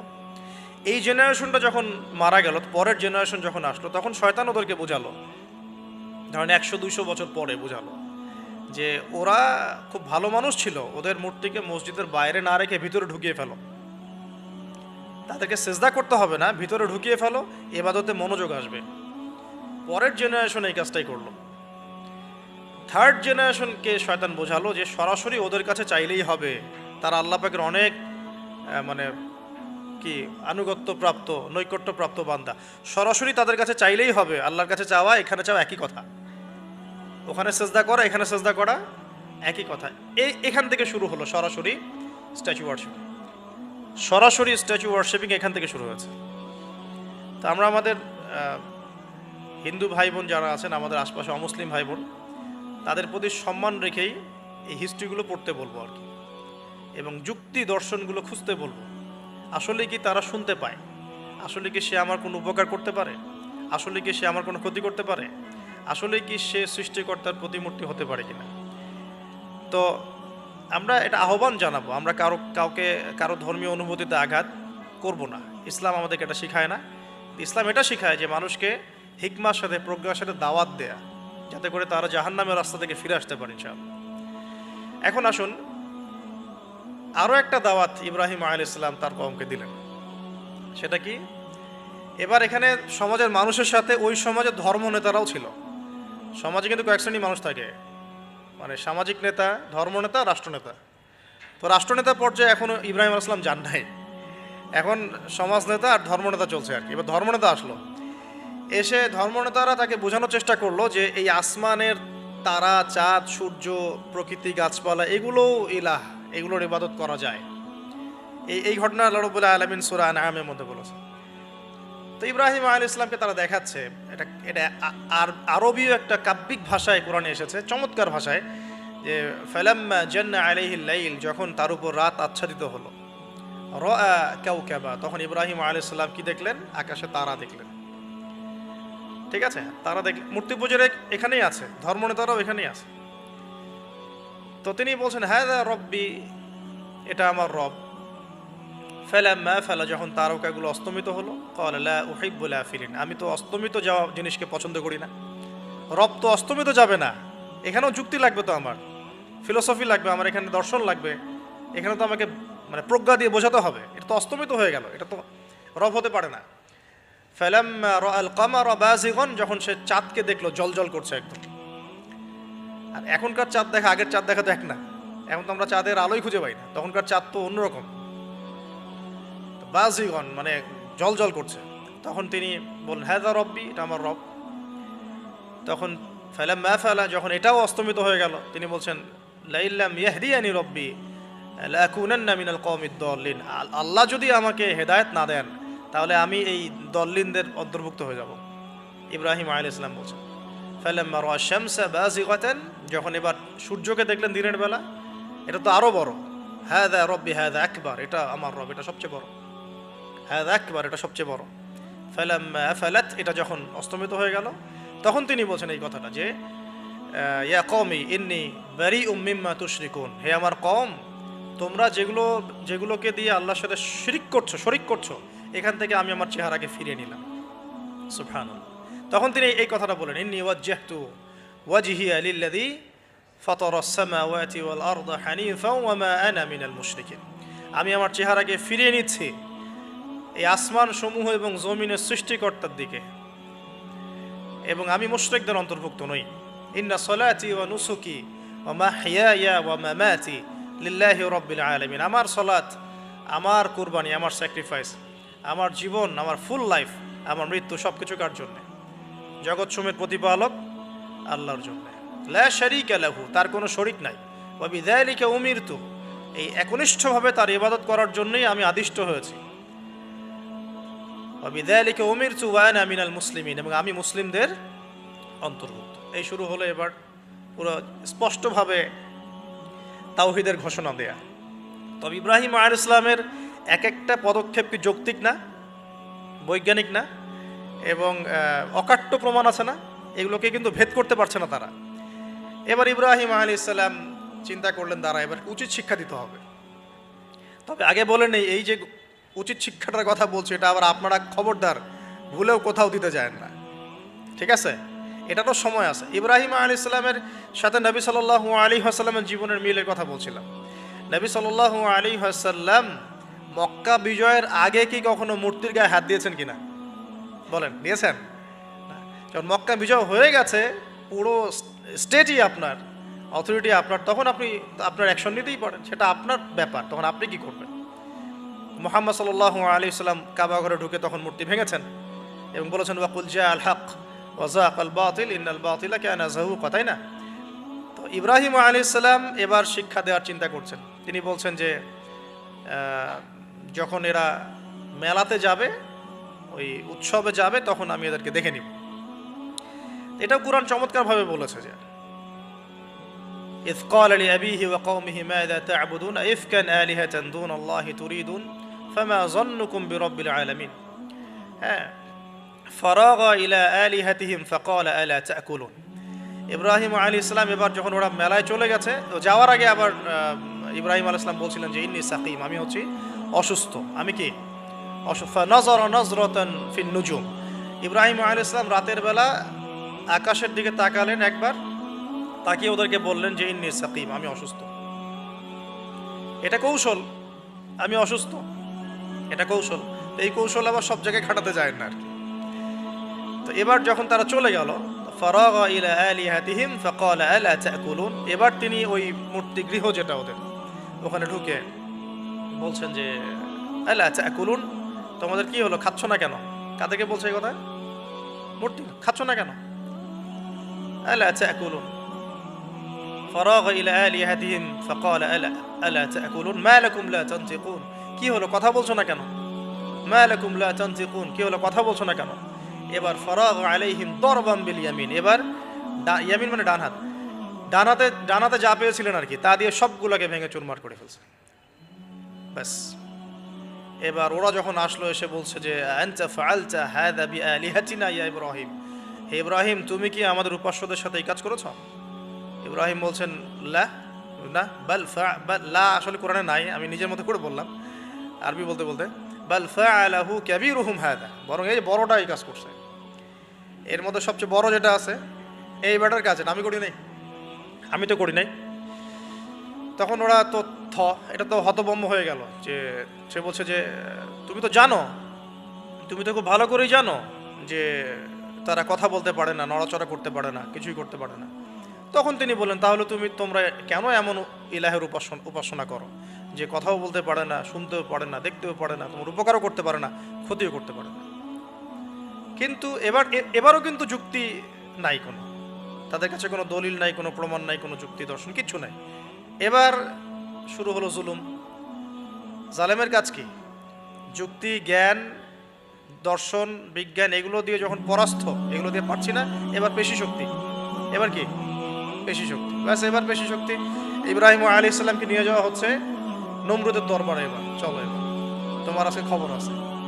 এবার পুরো রিমান্ড হবে 7 দিনের। একদিন রিমান্ড হলেই অবস্থা খারাপ হয়ে যাওয়ার কথা। ইব্রাহিম আলাইহিস সালামকে এবার নিয়ে যাচ্ছে ধরেন নমরুদের কাছে, কি যে হবে আল্লাহ ভালো জানেন। ইব্রাহিম আলাইহিস সালাম যখন যাচ্ছেন তখন কি তিনি জানতেন যে আল্লাহ পাক তাকে আগুন থেকে বাঁচাবেন? এই ঘটনা যে ঘটবে তিনি কি জানতেন? আচ্ছা, আমরা না হয় জানি যে এমনটা হয়েছিল। ইব্রাহিম আলাইহিস সালাম ওই সময় তো আর জানতেন না যে কি হতে যাচ্ছে। তার মানে তার ওই সময় তার ইমানের তেজ, তার স্থিরতা, ইস্তেকামা এবং তাওয়াক্কুল কত বেশি ছিল। তাকে নিয়ে যাওয়া হচ্ছে এবারে নমরুদের সামনে দাঁড় করিয়ে। নমরুদ এবার একটু মজা নিয়ে জিজ্ঞাসা করলো যে কে তোমার রব? কবরের প্রশ্ন করার মতো, মান রব্বুক, তোমার রব কে? তো ইব্রাহিম আলাইহিস সালাম বলছে রব্বি আল্লাযী ইউহয়ী ওয়া ইউমীত, আমার রব তিনি যিনি জীবন দেন মৃত্যুও দেন। এবার নমরুদ বলছে ক্বালা আনা উহয়ী ওয়া উমীত, আমি তো জীবন দিই আর মৃত্যু দেই। কিভাবে? একজন যাবজ্জীবন প্রাপ্ত আসামিকে ডেকে নিয়ে ছেড়ে দিল, দিয়ে বললো যে জীবন দিলাম। আর একজন আসামিকে ডেকে তৎক্ষণাৎ মৃত্যুদণ্ড দিয়ে মৃত্যু দিলাম। তো ইব্রাহিম দেখলেন আলাইহিস সালাম এ তো মোটা বুদ্ধির মানুষ, কারণ যে যত বড় জালেম হয় তার বুদ্ধি তত মোটা হয়, কিন্তু এটা মাথায় রাখবেন। ফেরাউনের মতো জুলুম মানুষের বুদ্ধি লোপ করে দেয়, আর শিরক মানুষের মধ্যে ভয় সঞ্চার করে। যখন আপনি শিরক করতে থাকবেন মনে খুব ভয় কাজ করবে। এবং মুশরিক বাহিনী কখনো ইসলামের বিজয় লাভ করতে পারে নাই। যে মুসলিম সেনাবাহিনীর মধ্যেও শিরক ছিল না, ওরা যুদ্ধের মাঠে পরাজিত হয়ে গেছে। ইতিহাস ঘাটবেন, মুসলিম যে সেনাবাহিনীর মধ্যে শিরক ছিল ওই সেনাবাহিনী পরাজিত হয়ে গেছে। আবার অল্প গুটি কয়েক সেনাবাহিনী তারা তাওহীদপন্থী ছিল, তারা জয়লাভ করেছে। ইতিহাস ঘেটে দেখবেন। তো জুলুম কি করে? বুদ্ধি লোপ পায়। নমরুদের বুদ্ধি লোপ পেয়ে গেল। তো ইব্রাহিম আলাইহিস সালাম বলছেন রব্বি আল্লাযী ইউহয়ী ওয়া ইউমীত, এ তো এটা বুঝলো না। তাহলে ইন্নাল্লাহা তাআলা ইন্নাল্লাহা ইয়াতি বিশ-শামসি মিনাল মাশরিক ফাতি বিহা মিনাল মাগরিব। ইব্রাহিম আলাইহিস সালাম বলছেন যে আল্লাহ রাব্বুল আলামিন, আমার আল্লাহ তিনি পূর্ব দিক থেকে সূর্য ওঠান। তো তুমি যদি ইলাহ হয়ে থাকো তাহলে পশ্চিম দিক থেকে উঠাও। এটা আরো বড় অকাট্য দলিল হলো। তার অবস্থাটা আল্লাহ ব্যাখ্যা করছেন এভাবে, আল্লাহ বলছেন ফাবুহিতাল্লাযী কাফার, কাফের একদম হতভম্ব হয়ে গেল। একদম হতভম্ব হয়তো লাভ নাই, বেশি শক্তি আছে আমার, তোমার যুক্তি বিজ্ঞান দর্শন থিওরি তো আমার দরকার নাই, তোমার দিনের জ্ঞানের এলিমেন্ট তোমার দরকার নাই, তোমার ওয়াজ নসিহতের আমার দরকার নাই, আমার কাছে কি আছে? বেশি শক্তি আছে, পিঠায় সব সিধা করে ফেলাবে একেবারে। ব্যাস ইব্রাহিম আলাইহিস সালামের জন্য বলছে ফাল হাররিকুহু ওয়ানসুরু আলিহাতাকুম, একে জ্বালায় দাও, পুরায় দাও, একে জ্বালায় পুরায় দাও, তোমাদের ইলাহদেরকে সাহায্য করো। আল্লাহ পাক অন্য জায়গায় বলছেন যে ফাআরাদু বিহি কাইদান ফাজআলনাহুমুল আসফালিন, তারা ইব্রাহিম আলাইহিস সালামকে নিয়ে একটা বিশেষ বড় একটা কৌশল করলো। এই কৌশলটা কি ছিল? তাকে অগ্নিকুণ্ডের মধ্যে ফেলে দেওয়ার একটা চেষ্টা করলো, আগুন জ্বালিয়ে রাখলো। বলা হয় 40 দিন, এগুলো হিস্ট্রি বা তাফসীরগুলোতে আসছে, আমি জাস্ট পুরান টেক্সট টু দ্য পয়েন্ট বলছি। তো আগুন দাউ দাউ করে জ্বলতে লাগলো, ওই ব্যাবিলন ওখানকার সব মানুষ দেখছে বিষয়টা। তো ইব্রাহিম আলাইহিস সালামকে ফেলে দেওয়া হবে। দেখেন, যখন ফেলে দেওয়া হবে তখন কি ইব্রাহিম জানতেন যে তিনি আগুনে পুড়বেন না? তিনি তাহলে প্রস্তুত ছিলেন, তিনি তখন জীবন দেওয়ার জন্য প্রস্তুত ছিলেন। ঠিক আছে, এখন তাকে ফেলে দেওয়া হচ্ছে, ঠিক ওই সময়ে জিবরাইল আলাইহিস সালামের আগমন। সুবহানাল্লাহ। তিনি এসে বলছিলেন যে আমার কাছে কোনো হাজত আছে নাকি আপনার? তখনও ইব্রাহিম আলাইহিস সালাম বলেছেন আপনার কাছে আমার কোনো হাজত নাই। হাসবি আল্লাহ ওয়া নি'মাল ওয়াকিল, এই যে কথাটা আমরা বলি হাসবুনাল্লাহ ওয়া নি'মাল ওয়াকিল, হাসবি আল্লাহ ওয়া নি'মাল ওয়াকিল, ইব্রাহিম আলাইহিস সালাম বললেন আল্লাহই আমার জন্য যথেষ্ট এবং তিনিই আমার উত্তম কর্মবিধায়ক। এরকম মোমেন্টে বান্দা যখন আল্লাহকে এভাবে চাবে, আল্লাহ রাব্বুল আলামিন না এসে পারবেন? কখনোই পারবেন ইনশাআল্লাহ তাআলা। তখন আল্লাহ রাব্বুল আলামিনের আদেশ চলে আসলো, ইয়া নার, হে আগুন, কুনি বারদান ওয়া সালামান আলা ইব্রাহিম, ইব্রাহিমের জন্য ঠান্ডা হয়ে যাও, শীতল ঠান্ডা হও, মানে খুব শীতল না, আবার আরামদায়ক শীতল ঠান্ডা হয়ে যাও। সুবহানাল্লাহ। এভাবে আল্লাহ রাব্বুল আলামিন ইব্রাহিম আলাইহিস সালামকে অগ্নি পরীক্ষা থেকে বাঁচালেন। ওখানে ইব্রাহিম আলাইহিস সালাম থাকলেন, কোনো ক্ষতি হলো না। তিনি পরবর্তী সময় বলেছিলেন ওই সময়টুকুর মধ্যেই তিনি শান্তিতে ছিলেন। ওই যে বললাম না, অনেকে যে নির্যাতন নিপীড়নের শিকার হয় তারপরে বলে যে ওই সময়টুকুই ভালো ছিলাম, আল্লাহকে পেয়েছিলাম, তেলাওয়াত বেশি ছিল, তাহাজ্জুদ বেশি ছিল, পরে ফিতনার যুগে চলে আসছি। তো এই হলো অগ্নি পরীক্ষা। এরপরে কমকে দাওয়াত দেওয়ার হলো না, সেখান থেকে চলে যেতে হলো। ওই যে অগ্নি পরীক্ষা ইব্রাহিম আলাইহিস সালামকে এখানে দিতে হয়েছে, ওই রকম পরীক্ষা আমাদের নবী সাল্লাল্লাহু আলাইহি ওয়াসাল্লামকে দিতে হয়েছে তায়েফের মাঠে, দিতে হয়েছে বদরের মাঠে, উহুদের মাঠে। এখানে আল্লাহ পাক ফেরেশতা নামিয়ে দিয়েছেন সাহায্যের জন্য, বদরের মাঠে দেখেন, উহুদের মাঠে আল্লাহ পাক ফেরেশতা নামিয়েছেন সাহায্যের জন্য। একদম হুবাহু মিল পাবেন আপনি জিনিসগুলো, খালি বাসিরা থাকলেই হবে, ধরতে পারলেই হবে জিনিসগুলো। সামনে যাই, এবার শুরু হলো জীবনের দ্বিতীয় পর্যায়ে। এবার তিনি হিজরত করে চলে যাচ্ছেন। দেখেন, এখানেও হিজরত, আবার নবী সাল্লাল্লাহু আলাইহি ওয়াসাল্লামের যুগেও মক্কা থেকে মদিনায় নবীগণের জীবনের সাথে এগুলো জড়িত। ঠিক আছে, এখন যাওয়ার তো একজন সাথী লাগবে। তো একাকিত্বের জীবনের অবসান ঘটলো, আল্লাহ রাব্বুল আলামিন তাকে সাথী দিলেন। সাথীর নাম হচ্ছে সারা আলাইহিস সালাম। কি নাম? অনন্য সুন্দরী নারী ছিলেন। ইতিহাসে বলা হয় যে দুজন নারী সবচেয়ে বেশি সুন্দরী, দুজন।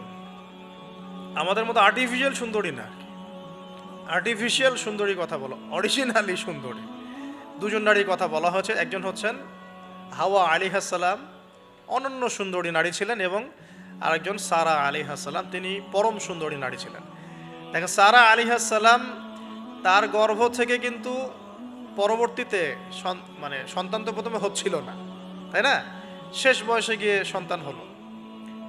হাজরা আলাইহিস সালামের গর্ভ থেকে কি ইসমাইল, আর সারা আলাইহিস সালামের গর্ভ থেকে ইসহাক। ইসহাক আলাইহিস সালামের পরে ইয়াকুব, আর ইয়াকুবের পরবর্তী বংশধর যারা তারা কি বনু ইসরাইল। তাই বনু ইসরাইলের মধ্যে ইউসুফ আছে না, ইউসুফ সবচেয়ে সুন্দর ছেলে না? সারা আলাইহিস সালামের সৌন্দর্য, সুবহানাল্লাহ, কথা বুঝতে পারছেন? মায়ের সৌন্দর্য, মার বাবা, তারা ছিলেন পরম সুন্দর। এখন সারা আলাইহিস সালামের সাথে বিয়ে হলো।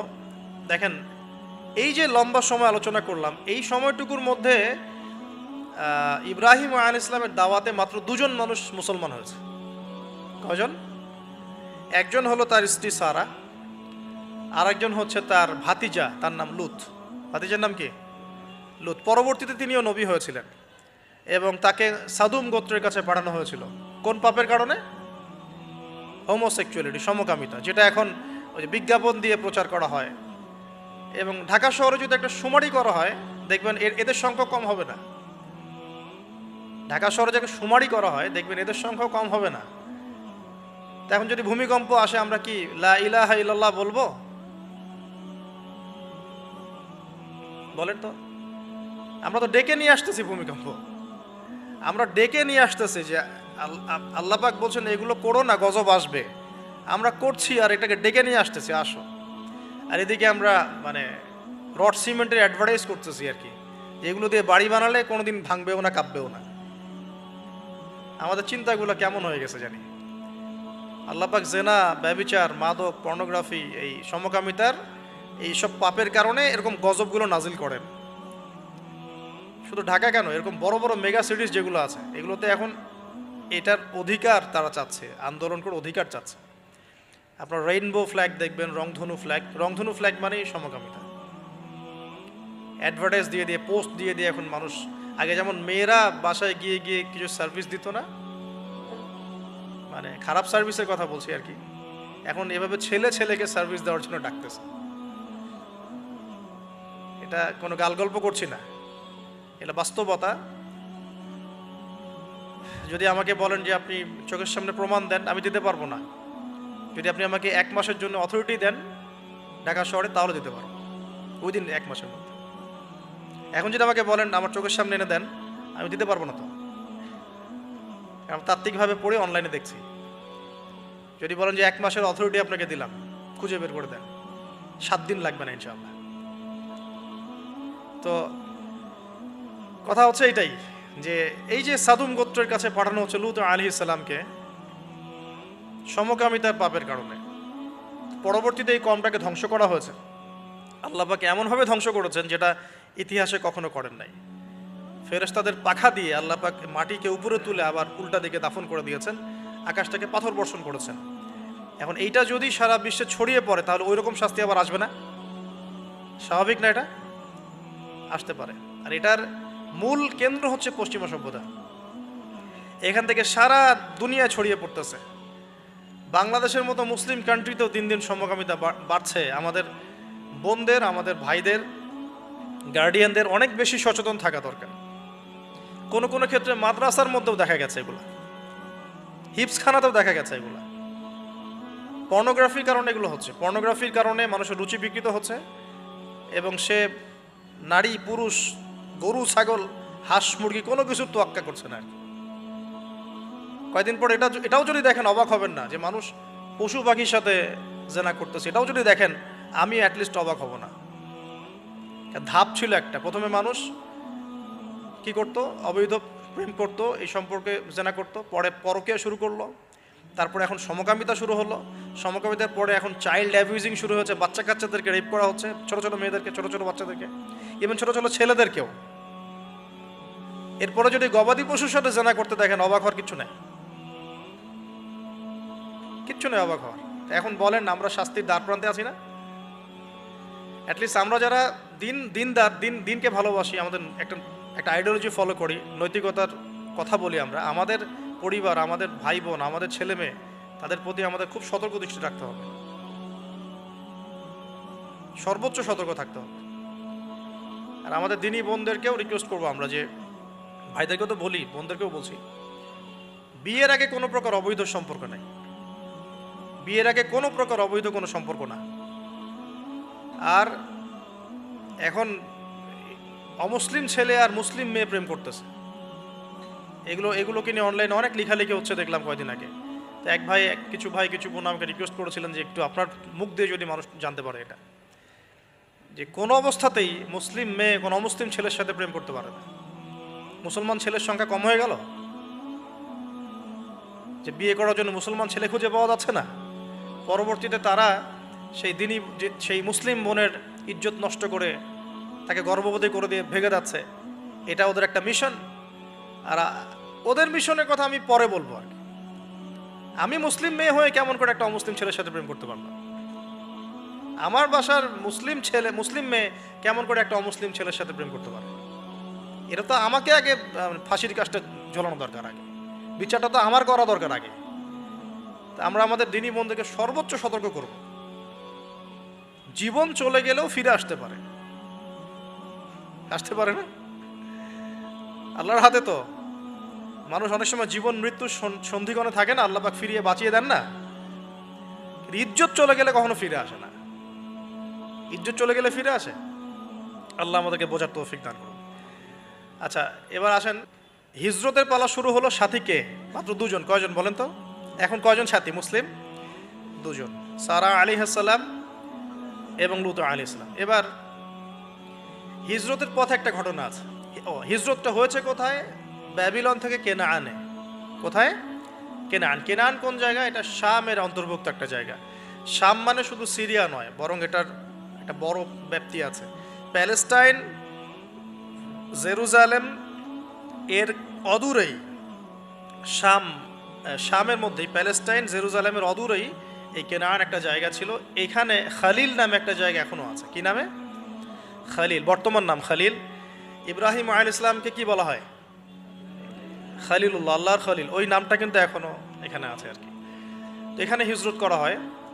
তারপরে এখানে থাকতে লাগলেন তার স্ত্রী সারা আলাইহিস সালাম।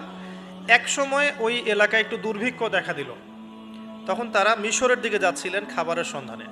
যাওয়ার সময় সেখানে একটা রাজা ছিল। রাজাটা লম্পট টাইপের। লম্পট রাজা বোঝেন কিনা? যারা নারীর নেশা খুব আর কি, যে মেয়েকেই দেখে তাকে তুলে নিয়ে যায়। এগুলো নতুন পাপ না। ইতিহাসে যেগুলো দেখতে এখন যেগুলো হচ্ছে, এগুলো হিস্ট্রিতে ছিল, আগেও ছিল। কোরআনে এগুলো সবগুলোকে কেন ব্যাখ্যা করা হয়েছে? কারণ শেষ জামানায় শেষ নবীর উম্মতে এগুলো সবই হবে। শেষ নবীর উম্মতের সময় এই সবগুলো রিপিট হবে, কারণ আল্লাহ পাক সব জানিয়ে দিয়েছেন আমাদেরকে কি হয়েছিল আগে। আমরা হচ্ছে সামারি, পাপের সামারি। সারা ওয়ার্ল্ডের যত পাপ ছিল এগুলো সামারাইজিং করা হয়েছে এই উম্মত হবে, এগুলো উম্মতের মধ্যে। এই জন্য আল্লাহ পাক সতর্ক করেছেন বারবার। এখন এই রাজা সারা আলাইহিস সালামের দিকে চোখ দিল। এখানে আমাদের দিনী বোনদেরকে একটা মারাত্মক নসিহত করতে চাই। এটা আমি পড়ছিলাম যখন, গত 3 দিন থেকে আমি 2বার এখানে পড়তে পড়তে থেমে গেছে। সারা আলাইহিস সালামকে যখন কিডন্যাপ করা হয়েছে তখন দুটো কাজ হয়েছে এখানে। এক, ইব্রাহিম আলাইহিস সালাম সাথে সাথেই তিনি নামাজে দাঁড়িয়ে গেছেন। ইব্রাহিম আলাইহিস সালাম কি করেছেন? নামাজে দাঁড়িয়ে গেছেন। আর সারা আলাইহিস সালামের দিকে যখন হাত বাড়াচ্ছে এই আপনার লম্পট বাদশা, সারা আলাইহিস সালাম সময় চেয়েছেন যে আমি নামাজ পড়ব, আমাকে নামাজ পড়ার ব্যবস্থা করে দেওয়া হোক। সারা আলাইহিস সালাম অজু করে এসেছেন, অজু করে নামাজে দাঁড়িয়েছেন।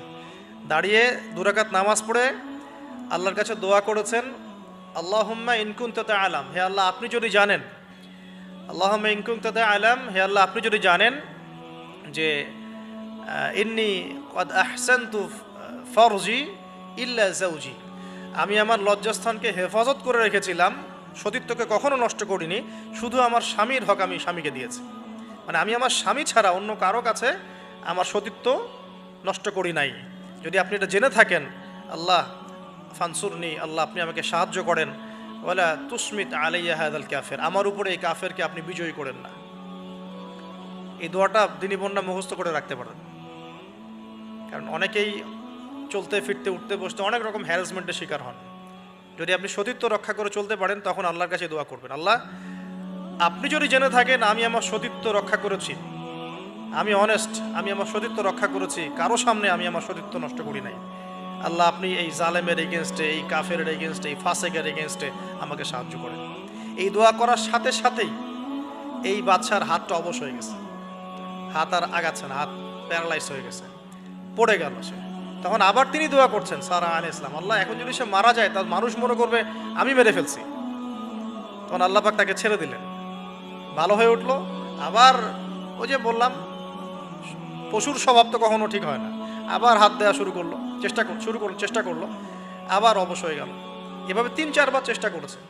এরপরে যখন পারছে না তখন সে বলছে যে আমার সামনে কোন শয়তানকে তোমরা নিয়ে আসছো, সে তার ভাষায় বলছে আর কি, আমার সামনে কোন শয়তানকে হাজির করছো, একে নিয়ে যাও আমার সামনে থেকে। তো ছেড়ে দিল। তারপরে সাথে হাজারা আলাইহিস সালামকেও মানে হাদিয়া হিসেবে দিয়ে দিয়েছে, একে নিয়ে যাও। এবার হাজারা আলাইহিস সালাম, সারা আলাইহিস সালাম, ইব্রাহিম আলাইহিস সালাম কেনানে চলে আসলেন। এখন সারা আলাইহিস সালাম তো ভাবছেন তিনি বন্ধা, তিনি ভাবছেন যে আমার সন্তান হচ্ছে না। তখন ইব্রাহিম আলাইহিস সালামের বয়স প্রায় 86 বছর। কত বছর? আর সারা আলাইহিস সালামের বয়স প্রায় 70।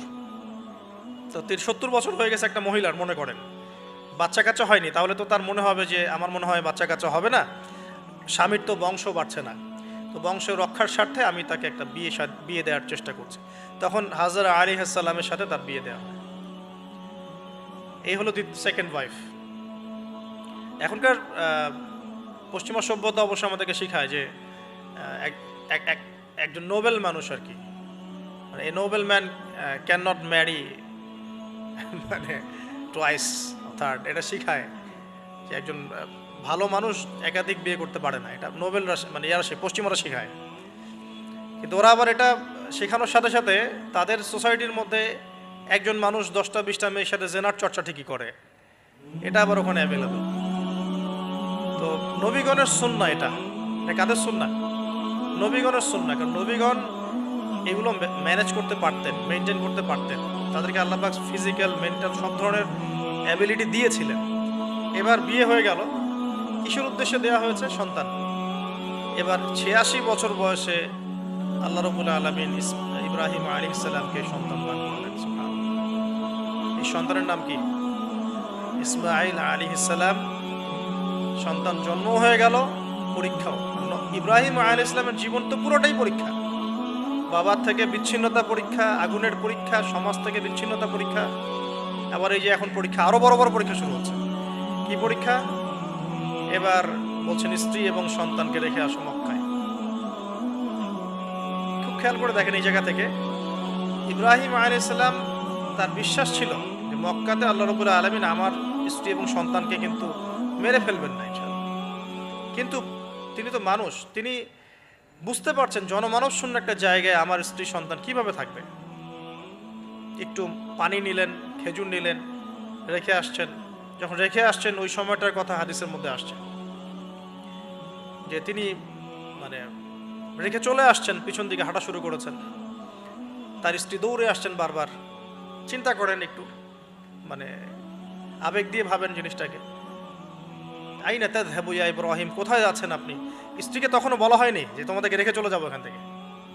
স্ত্রীকে তখনও কিন্তু বলা হয় নাই যে তোমাকে রেখে চলে যাবো এখানে, তোমার সন্তানের এই যে দুধের বাচ্চা রেখে চলে যাবো, তখনও কিন্তু তারা জানেন না। জিজ্ঞাসা করছেন আইনা তাযহাবু ইয়া ইব্রাহিম, কোথায় যাচ্ছেন ইব্রাহিম, কোথায় যাচ্ছেন ইব্রাহিম? বুকের মধ্যে পাথর বাঁধা, তখন বুকের মধ্যে তখন ইব্রাহিম আলাইহিস সালাম কি পাথর বাঁধা। এটা পুরুষ, এই ফিলিংসগুলো পুরুষরা বুঝবে, মেয়েরা বুঝবে না। এই বুকে বুকে পাথর বেঁধে হাসি মুখে থাকার যে অনুভূতি, এটা পুরুষরা বুঝবে, মেয়েরা বুঝবে না, তাই না ব্যাপারটা? তো ইব্রাহিম আলাইহিস সালামের বুকে তখন পাথর বাঁধা, তিনি কথাই বলতে পারতেছেন না, তিনি কথাই বলতে পারতেছেন না। তখন তিনি বললেন যে আপনি কি আল্লাহর হুকুমে রেখে যাচ্ছেন আমাদেরকে এখানে? তখন ইব্রাহিম শুধু মাথা নাড়লেন, মুখ দিয়ে হ্যাঁও বলেন নাই, মাথা নাড়ছেন খালি। তখন মাশা আল্লাহ, এই যে ইসমাঈলের মা আলাইহিস সালাম, তিনি বলছেন যে তাহলে আল্লাহ পাক, তাহলে আল্লাহ রাব্বুল আলামিন, মানে যদি আপনি আল্লাহর হুকুমেই আমাদেরকে রেখে রেখে গিয়ে থাকেন, তাহলে আল্লাহ পাক আমাদেরকে কশ্চিনকালেও ধ্বংস করবেন না ইনশাআল্লাহ। এমন মহান তাওয়াক্কুলকে দেখালেন স্ত্রী হাজারা আলাইহিস সালাম। এবার আসেন, উনিও কিন্তু দেখতে পাচ্ছেন যে আশপাশে কোনো মানুষই নাই, জনমানব শূন্য জায়গা, পানি নাই, খাবার নেই, কিছুই নাই। এবার ইব্রাহিম যখন চলে আসলেন, একটা পাহাড়ের আড়ালে গিয়ে দাঁড়ালেন কিছু দূরে এসে, তখন হাত তুলে আল্লাহর কাছে দোয়া করা শুরু করলেন। রব্বি, সূরা ইব্রাহিমের মধ্যে আসছে, রব্বি ইন্নী আসকানতু মিন যুররিয়াতি বিওয়াদিন গায়রি যি যার'ইন ইনদা বাইতিকাল মুহাররম রব্বানা লিয়ুকিমুস সালাহ ফাজআল আফইদাতাম মিনান নাসি তাহওয়ি ইলাইহিম ওয়ারযুকহুম মিনাথ থামারাতি লাআল্লাহুম ইয়াশকুরুন। সুবহানাল্লাহ, তিনি দোয়া করছেন, আল্লাহ আমি আমার স্ত্রী এবং আমার সন্তানকে জনমানবহীন বিরান একটা জায়গায় তোমার ঘরের কাছে রেখে আসলাম। আল্লাহ এই কারণে যাতে করে তারা নামাজ কায়েম করে। কি করে? আল্লাহ তুমি মানুষের মনগুলোকে তাদের দিকে ঘুরিয়ে দিও, এবং তাদেরকে ফল ফলাদি দিয়ে রিজিক দিও, যাতে করে তারা তোমার শুকরিয়া আদায় করতে পারে। এখনও দেখেন ওই জায়গায় নামাজ ঠিকই কায়েম হচ্ছে। ওই জায়গায় কিন্তু নামাজ পড়েও যেমন শান্তি, নামাজের আসল রুহানিয়াত ওখানে বোঝা যায়। 24 ঘন্টা ওখানে নামাজ তাওয়াফ সাই চলতেই আছে, 1 মিনিটের জন্য বন্ধ হচ্ছে না। দেখেন, তারপরে মানুষের মন অটোমেটিক ওখানে ঘোরানো থাকে। সবাই চায় জীবনে অন্তত একটাবার হজ করতে, একটাবার আল্লাহর ঘর দেখতে। আর পৃথিবীর এমন কোনো ফল পাবেন না সেখানে নাই। অথচ ওখানে কিন্তু খুব কৃষিভিত্তিক কিছু চাষ হয় না, খুব একটা চাষ হয় না। তো ইব্রাহিম আলাইহিস সালামের দোয়ার এগুলো বরকত, দেখেন কি বরকত। ব্যাস আল্লাহ রাব্বুল আলামিন কবুল করলেন।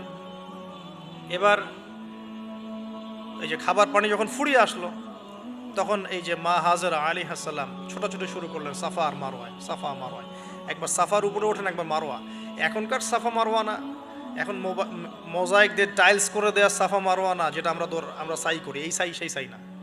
ওইটা তখন ছিল একদম রুক্ষ একটা জায়গা, জীর্ণ শীর্ণ একদম ভূমি ছিল। আর এখন তো কয়েক তালা হয়েছে। এটা যারা ওমরা হজ করেছেন বা হজ করেছেন তারা জানেন। তো এরকম বিরান জায়গা সাফা মারওয়া, একজন মহিলা, একজন নারী, তার কি জাজবা, সে এই শক্তি কোথায় পাচ্ছে? সেই শক্তি পাচ্ছে কোথায়? সেই তাওয়াক্কুল কোথায় পাচ্ছে? কোন আশা নিয়ে সে ছুটছে আর কি? আর আমরা কোন আশা নিয়ে দুনিয়ার পথে ছুটছি আর কি? পানি, বাচ্চা এদিকে কান্নাকাটি করছে, বাচ্চা কান্নাকাটি করছে, চিৎকার করছে, সে দৌড়াচ্ছে, একবার সাফা একবার মারোয়া, একবার সাফা একবার মারোয়া। আমরা যখন হজ করতে যাই, উমরা করতে যাই, কখনো এই ফিলিংসই আসে না আমাদের মধ্যে। ওইখানে গিয়ে সেলফি উঠানো শুরু করে মানুষ। আমরা গিয়েছিলাম, অবাক হয়ে যায়, ওখানে সেলফি উঠে মানুষ বসে বসে।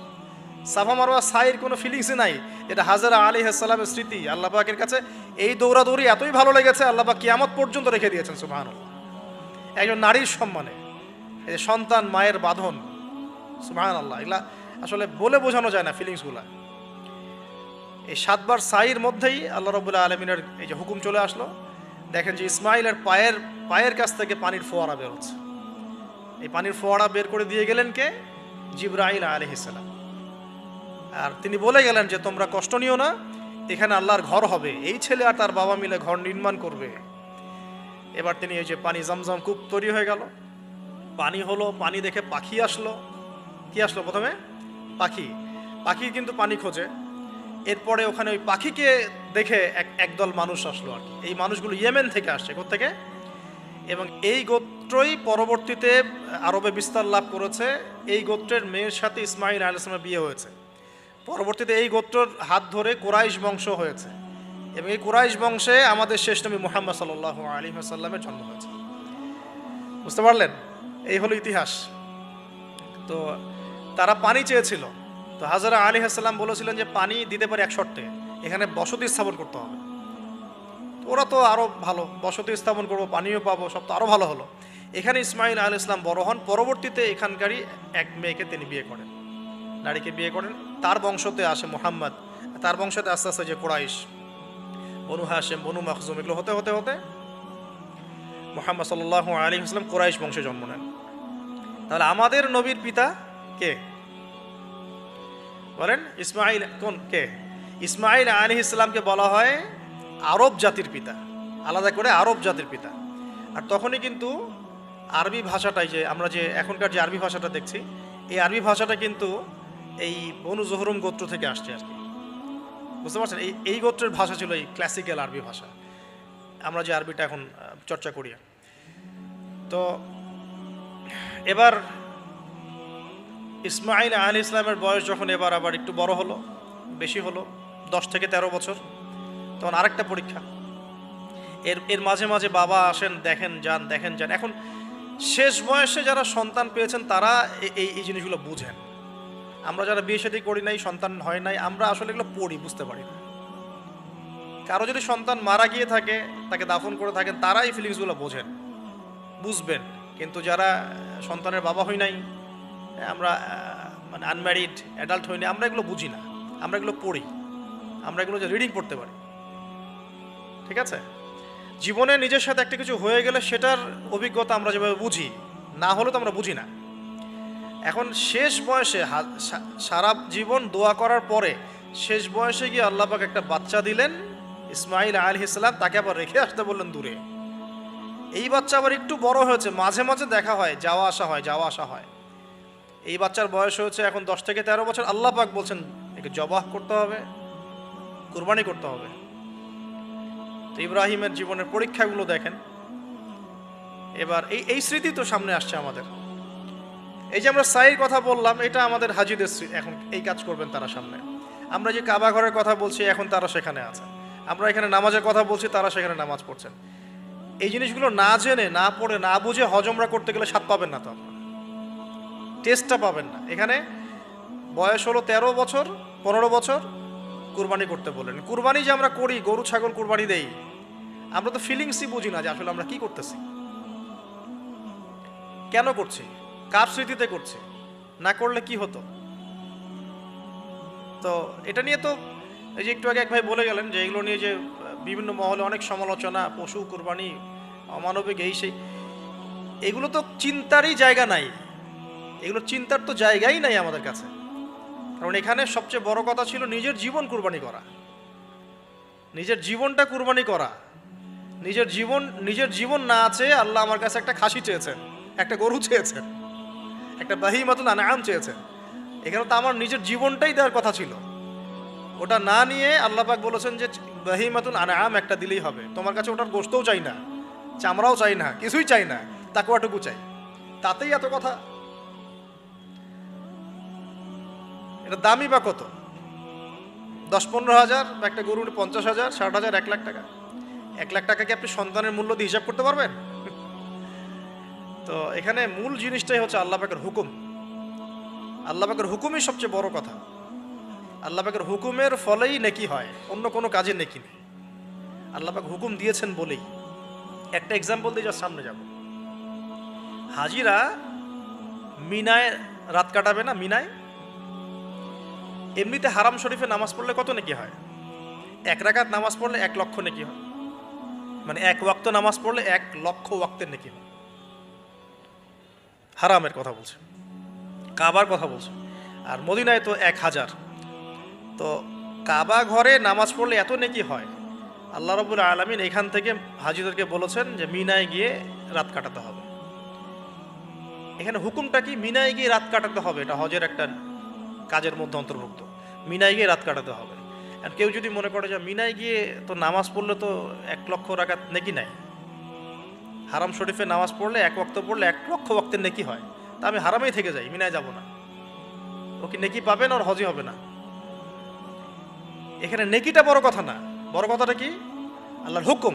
আল্লাহ পাকের হুকুমের পিছনে কি নেকি আছে এটা আমি সংখ্যা দিয়ে কাউন্ট করতে পারবো না। আল্লাহ পাক হুকুম দিয়েছেন মানে সেখানে ইনফিনিটিভ নেকি আছে আর কি। ওটা 1 লক্ষ, 2 লক্ষ, 5 লক্ষ দিয়ে হিসাব করা যাবে না। এখানে কেন কুরবানি করছি?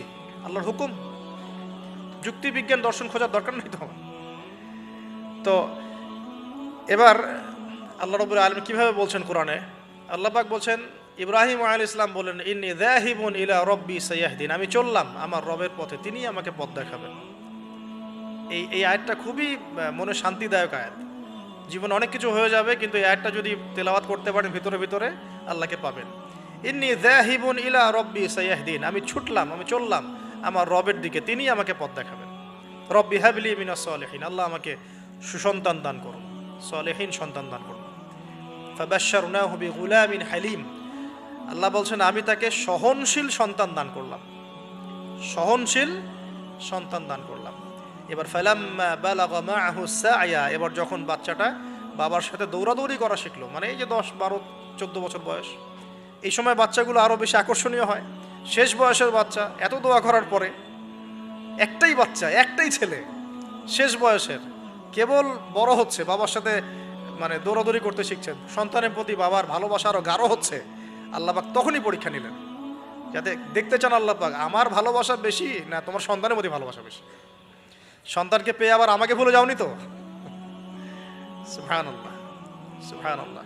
এবার ফালাম্মা বালাগা মাআহু সা'য়া, যখন সন্তান ছোটাছুটি করা শুরু করলো, দৌড়াদৌড়ি করতে শিখলো, ক্বালা ইয়া বুনাই, ইব্রাহিম আলাইহিস সালাম বলছেন, হে আমার সন্তান, ইন্নী আরা ফিল মানামি আন্নী আযবাহুকা, আমি আমার স্বপ্নে দেখেছি আমি তোমাকে জবাই করছি।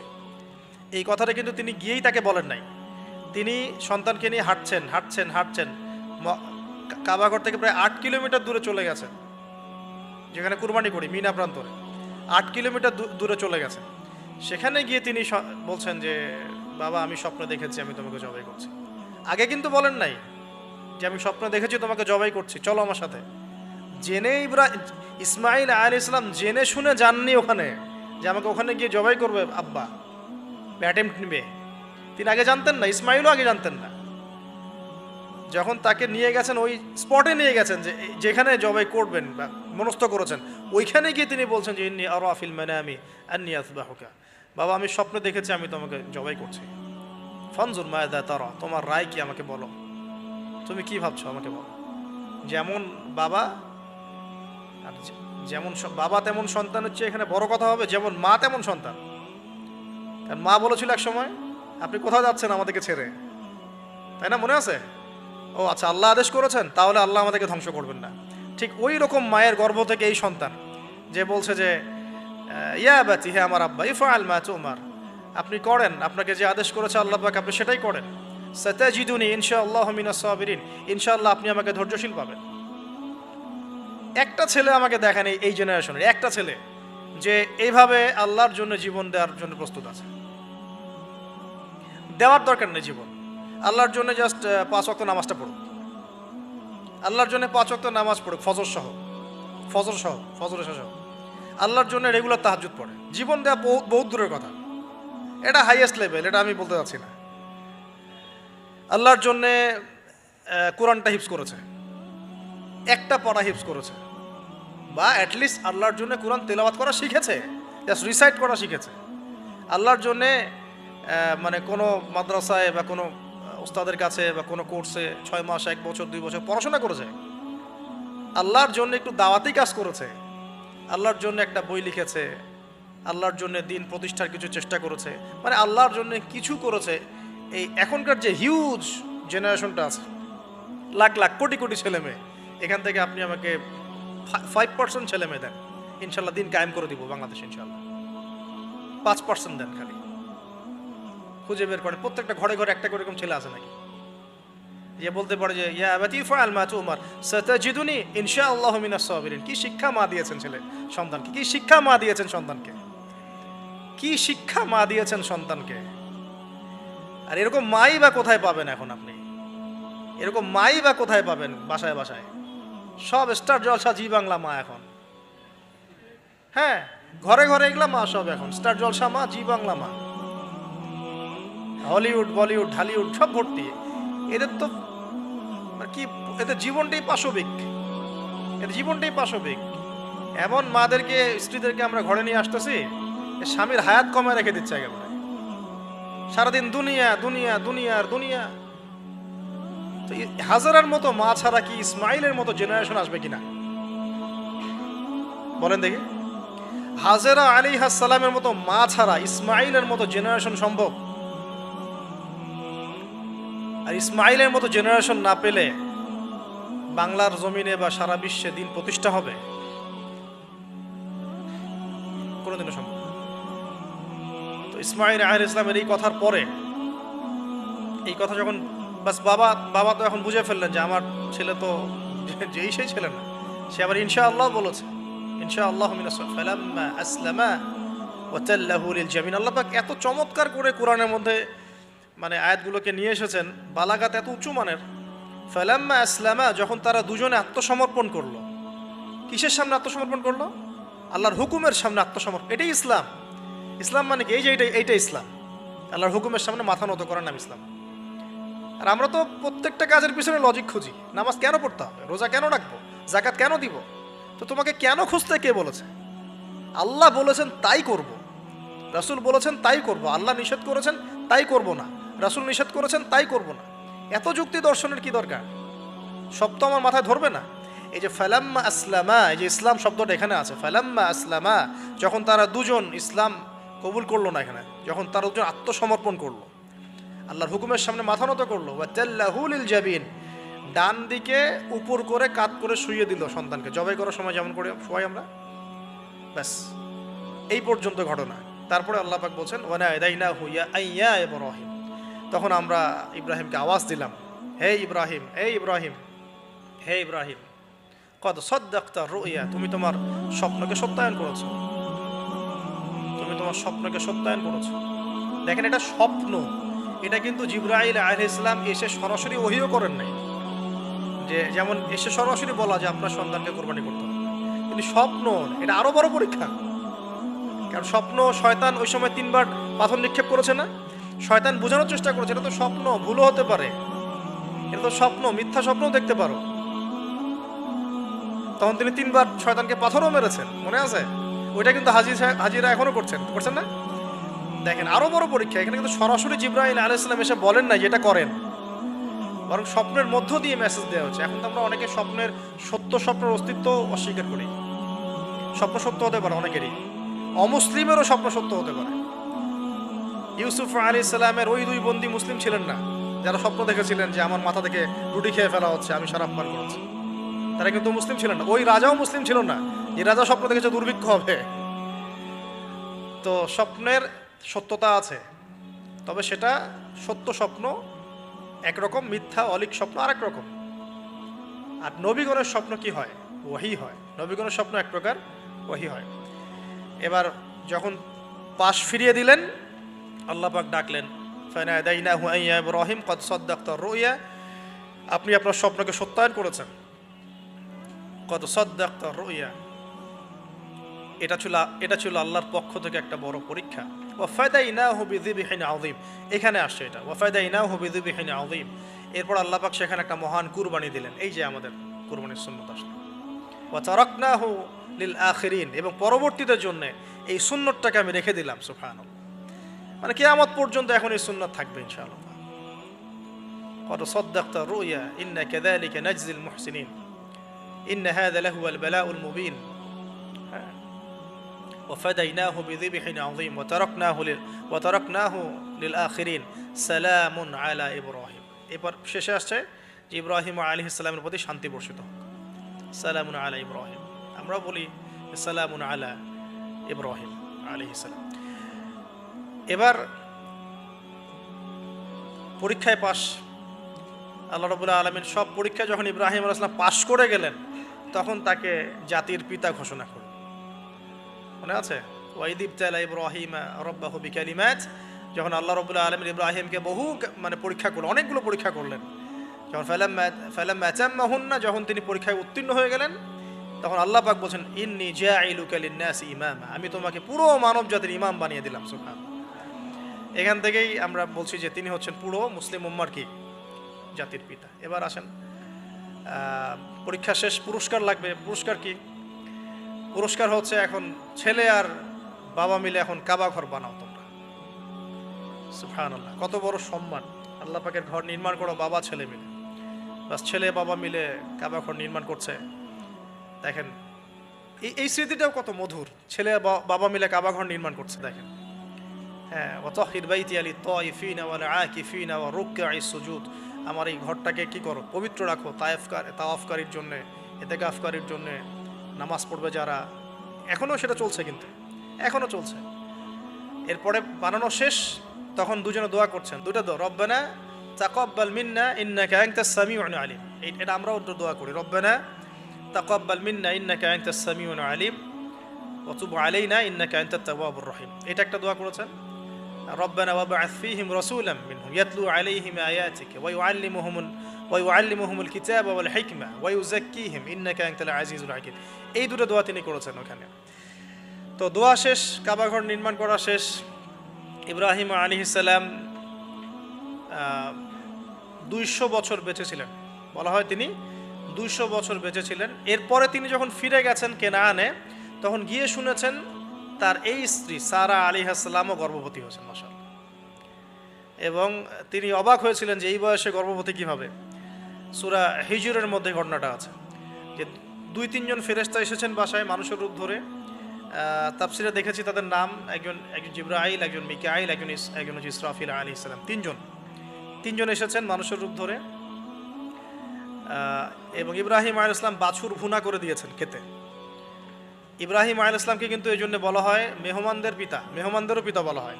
খুবই মেহমানদারি করতেন তিনি, খুব বেশি মেহমানদারি করতেন। আরবে এই ট্রেডিশনটা এখনও আছে। মেহমানদারি করানোর ট্রেডিশনটা এখনো আছে। তো তারা হাত বাড়িয়ে খাচ্ছে না, এটা দেখে তিনি ভয় পেলেন। তখন তিনি বললেন যে ভয় পাওয়ার কোনো কারণ নাই। তারা বললেন ভয় পাওয়ার কোনো কারণ নাই, আমরা এসেছি লুতের কওমের কাছে, ওই কওমের উপরে আযাব অবধারিত হয়ে গেছে এবং আমরা এখানে সেখানে আল্লাহর গজব ফেলবে। তো এরপরে কি হলো ওটা তো আপনারা জানেন। এখানে সুসংবাদ দিয়েছিলেন যে আপনার স্ত্রী সারা তিনি সন্তান জন্ম দিবে ইনশাআল্লাহ। সারা আলাইহিস সালাম তিনি অবাক হয়েছেন যে এই বয়সে কিভাবে। তখন তারা বলেছেন আল্লাহর রহমত থেকে কি আপনি অবাক হচ্ছেন? তার গর্ভে এরপরে জন্ম নিল ইসহাক আলাইহিস সালাম। ইসহাক আলাইহিস সালামের পরে আসছে ইয়াকুব আলাইহিস সালাম। তারপরে ইয়াকুব আলাইহিস সালামের আরেকটা নাম হচ্ছে ইসরাইল, তার নামে পুরো কওমের নাম বনু ইসরাইল। তারপরে ইউসুফ, ইউনুস, এই যে এভাবে ট্রেন চলতে থাকে। বলা হয় যে 1,24,000 নবী রসুলের মধ্যে, বলা হয় 1,24,000 নবী রসুলের মধ্যে বেশিরভাগ নবী এই বংশে এসেছেন। তাহলে দেখেন, যে নারীর সন্তান হচ্ছিল না দীর্ঘদিন ধরে, সেই নারী হয়ে গেলেন নবীগণের মা। সেই নারী হয়ে গেলেন কি? আল্লাহ পাকের রহমত। তাহলে তাদের পরিবারে কত পরীক্ষা, কত ট্র্যাজেডি, কত রহমত, কত আল্লাহ পাকের মারেফত, অলৌকিকতা। তো এই সব কিছু মিলিয়ে হচ্ছে আমাদের এই যে আপনার জিলহজের 10 দিন, কুরবানি, আমাদের হজ, আমাদের ওমরা, আমাদের তাওয়াফ, আমাদের সাই, আমাদের কুরবানি, যে আমাদের পাথর নিক্ষেপ করা, এই পুরো বিষয়গুলো ইব্রাহিম আলাইহিস সালামের এই মহান জীবনের সাথে সম্পৃক্ত আছে। তো আমরা এই জীবন থেকে যে শিক্ষাগুলো পাইলাম, এই শিক্ষাগুলোর পয়েন্টসগুলো একটু খালি খেয়াল করি আমরা। 1 নম্বর, ইব্রাহিম আলাইহিস সালামের জীবন থেকে শিক্ষা পেলাম আত্মসমর্পণের। 1 নম্বর শিক্ষা কি ভাই? আত্মসমর্পণ। মানে জীবনের যেখানেই আল্লাহ পাকের যে হুকুম আসবে মাথা পেতে নিতে হবে, কোনো প্রশ্ন করা যাবে না, কোনো প্রশ্ন করা যাবে না, কোনো যুক্তি বিজ্ঞান দর্শনও খোঁজার দরকার নেই। হ্যাঁ, থাকতে পারে, কিন্তু আমি সেটার জ্ঞান নাও রাখতে পারি। যুক্তি থাকতে পারে, বিজ্ঞান থাকতে পারে, দর্শন থাকতেও পারে, এটা কিছু কিছু আমার বুঝে আসতেও পারে, আবার এমন হতে পারে বেশিরভাগই আমি বুঝতে পারছি না। তারপরেও আমাকে আত্মসমর্পণ করতেই হবে, এর নাম হলো ইসলাম। এটা হলো প্রথম কথা। দ্বিতীয় হচ্ছে যে যারা এরকম করে আত্মসমর্পণ করবে তাদেরকে তাওহীদপন্থী হতে হবে। ইব্রাহিম আলাইহিস সালামের পুরো এই লাইফ হিস্ট্রিটার মধ্যে আছে তাওহীদ, তাওহীদ আর তাওহীদ, একত্ববাদ, একত্ববাদ, একত্ববাদ। আল্লাহ রাব্বুল আলামিনের একত্ববাদ শিখুন, কিতাবুত তাওহীদ এই টাইপের বইগুলো পড়ুন, শিরক থেকে দূরে থাকুন। ইনশাআল্লাহ যে ব্যক্তি শিরক থেকে দূরে থাকবে, তাওহীদপন্থী হবে, সে মৃত্যুবরণ করলে জান্নাতে যাবে ইনশাআল্লাহ। মান মাতা লা ইউশরিক বিল্লাহি শাইআ দাখালাল জান্নাহ। যে ব্যক্তি মৃত্যুবরণ করবে এমন অবস্থায় যে আল্লাহর সাথে শরীক করে নাই, সে জান্নাতে যাবে ইনশাআল্লাহ। তো ইব্রাহিমের চেতনা আমাদেরকে শেখায় তাওহীদ, ইব্রাহিমের চেতনা আমাদেরকে শেখায় আত্মসমর্পণ, ইসলাম, আত্মসমর্পণ এবং তাওহীদ। আরও শেখায় আল্লাহর প্রতি তাওয়াক্কুল। আল্লাহর প্রতি কি? তাওয়াক্কুল, ভরসা করা। কিভাবে তারা ভরসা করেছেন, তাওয়াক্কুল করেছেন, সবসময় বলেছেন হাসবি আল্লাহ ওয়া নি'মাল ওয়াকিল, হাসবি আল্লাহ ওয়া নি'মাল। বলা হয় যে এই কালিমাটাও যদি সকাল সন্ধ্যায় কেউ 7 বার করে পড়ে, হাসবি আল্লাহু লা ইলাহা ইল্লা হু আলাইহি তাওয়াক্কালতু ওয়া হুয়া রাব্বুল আরশিল আযীম, এই দোয়াটাও যদি সকাল সন্ধ্যায় কেউ 7 বার করে পড়ে, দুনিয়া আখিরাতের যে কোনো প্রয়োজন আল্লাহ পূরণ করে দিবে ইনশাআল্লাহ। এটাও সূরা তওবার মধ্যে আছে, ঠিক আছে। তারপরে 4 নম্বর হচ্ছে যে জ্ঞানতাত্ত্বিক যুদ্ধ। মানে ইব্রাহিম আলাইহিস সালাম কিন্তু হাত দিয়ে যুদ্ধ করেন নাই, কিন্তু জ্ঞানতাত্ত্বিক দর্শন দিয়ে, জ্ঞান দিয়ে তিনি কিন্তু সারা জীবন ধরেই যুদ্ধ করে গেছেন মানে বাতিলপন্থীদের সাথে। আপনারা শুরুতে দেখলেন একটা একটা করে।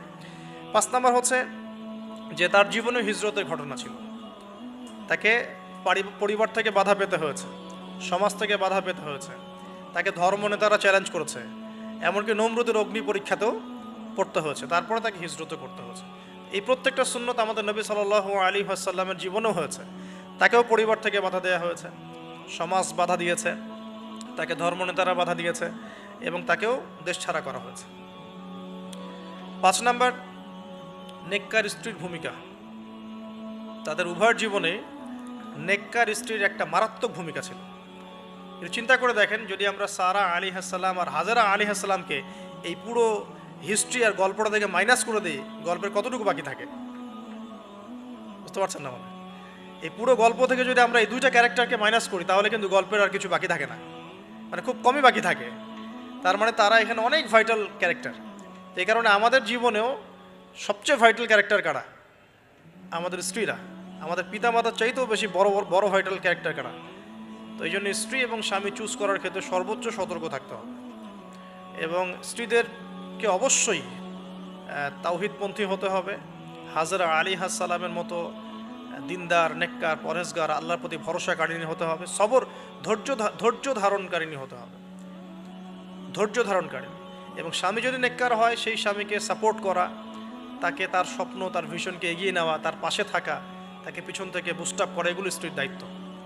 এগুলো যদি করতে পারে তাহলে পরিবারটা ইনশাআল্লাহ ইব্রাহিমের তাওহীদের আদর্শের পরিবার হবে ইনশাআল্লাহ তাআলা। ওই পরিবারের কর্তাই হবে ইব্রাহিমের মতো, আর ওই পরিবারের স্ত্রী হবে হাজরা সারার মতো ইনশাআল্লাহ। তখন ওই পরিবার থেকে ইসমাইলের মতো সন্তান প্রডিউসড হবে ইনশাআল্লাহ আযজা ওয়া জাল্লা। এরপরে আছে যে অগ্নি পরীক্ষা। আপনি যদি তাওহীদপন্থী হন, পরিপূর্ণ মুসলিম হওয়ার চেষ্টা করেন, পদে পদে আল্লাহ পরীক্ষা নেবেন।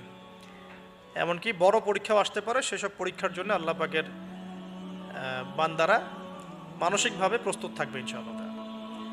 এরপরে ভালোবাসা। ভালোবাসার সর্বোচ্চ লেভেলটা শুধু আল্লাহ পাকের জন্যে। দেখেন, সন্তানের ভালোবাসা চাইতেও আল্লাহর ভালোবাসাকে তিনি বড় করে দেখেছেন, তাই না? তো আল্লাহ পাকের চাইতে বেশি কাউকে ভালোবাসা যাবে না। আল্লাহর জন্য অন্যদেরকে ভালোবাসবো, আল্লাহর জন্য সব কিছু করবো ইনশাআল্লাহ। তারপর আরও অনেক আছে, যেমন বিপদে কষ্টে তারা নামাজ পড়েছেন, তাই না? কষ্টে বিপদে তারা নামাজে দাঁড়িয়েছেন।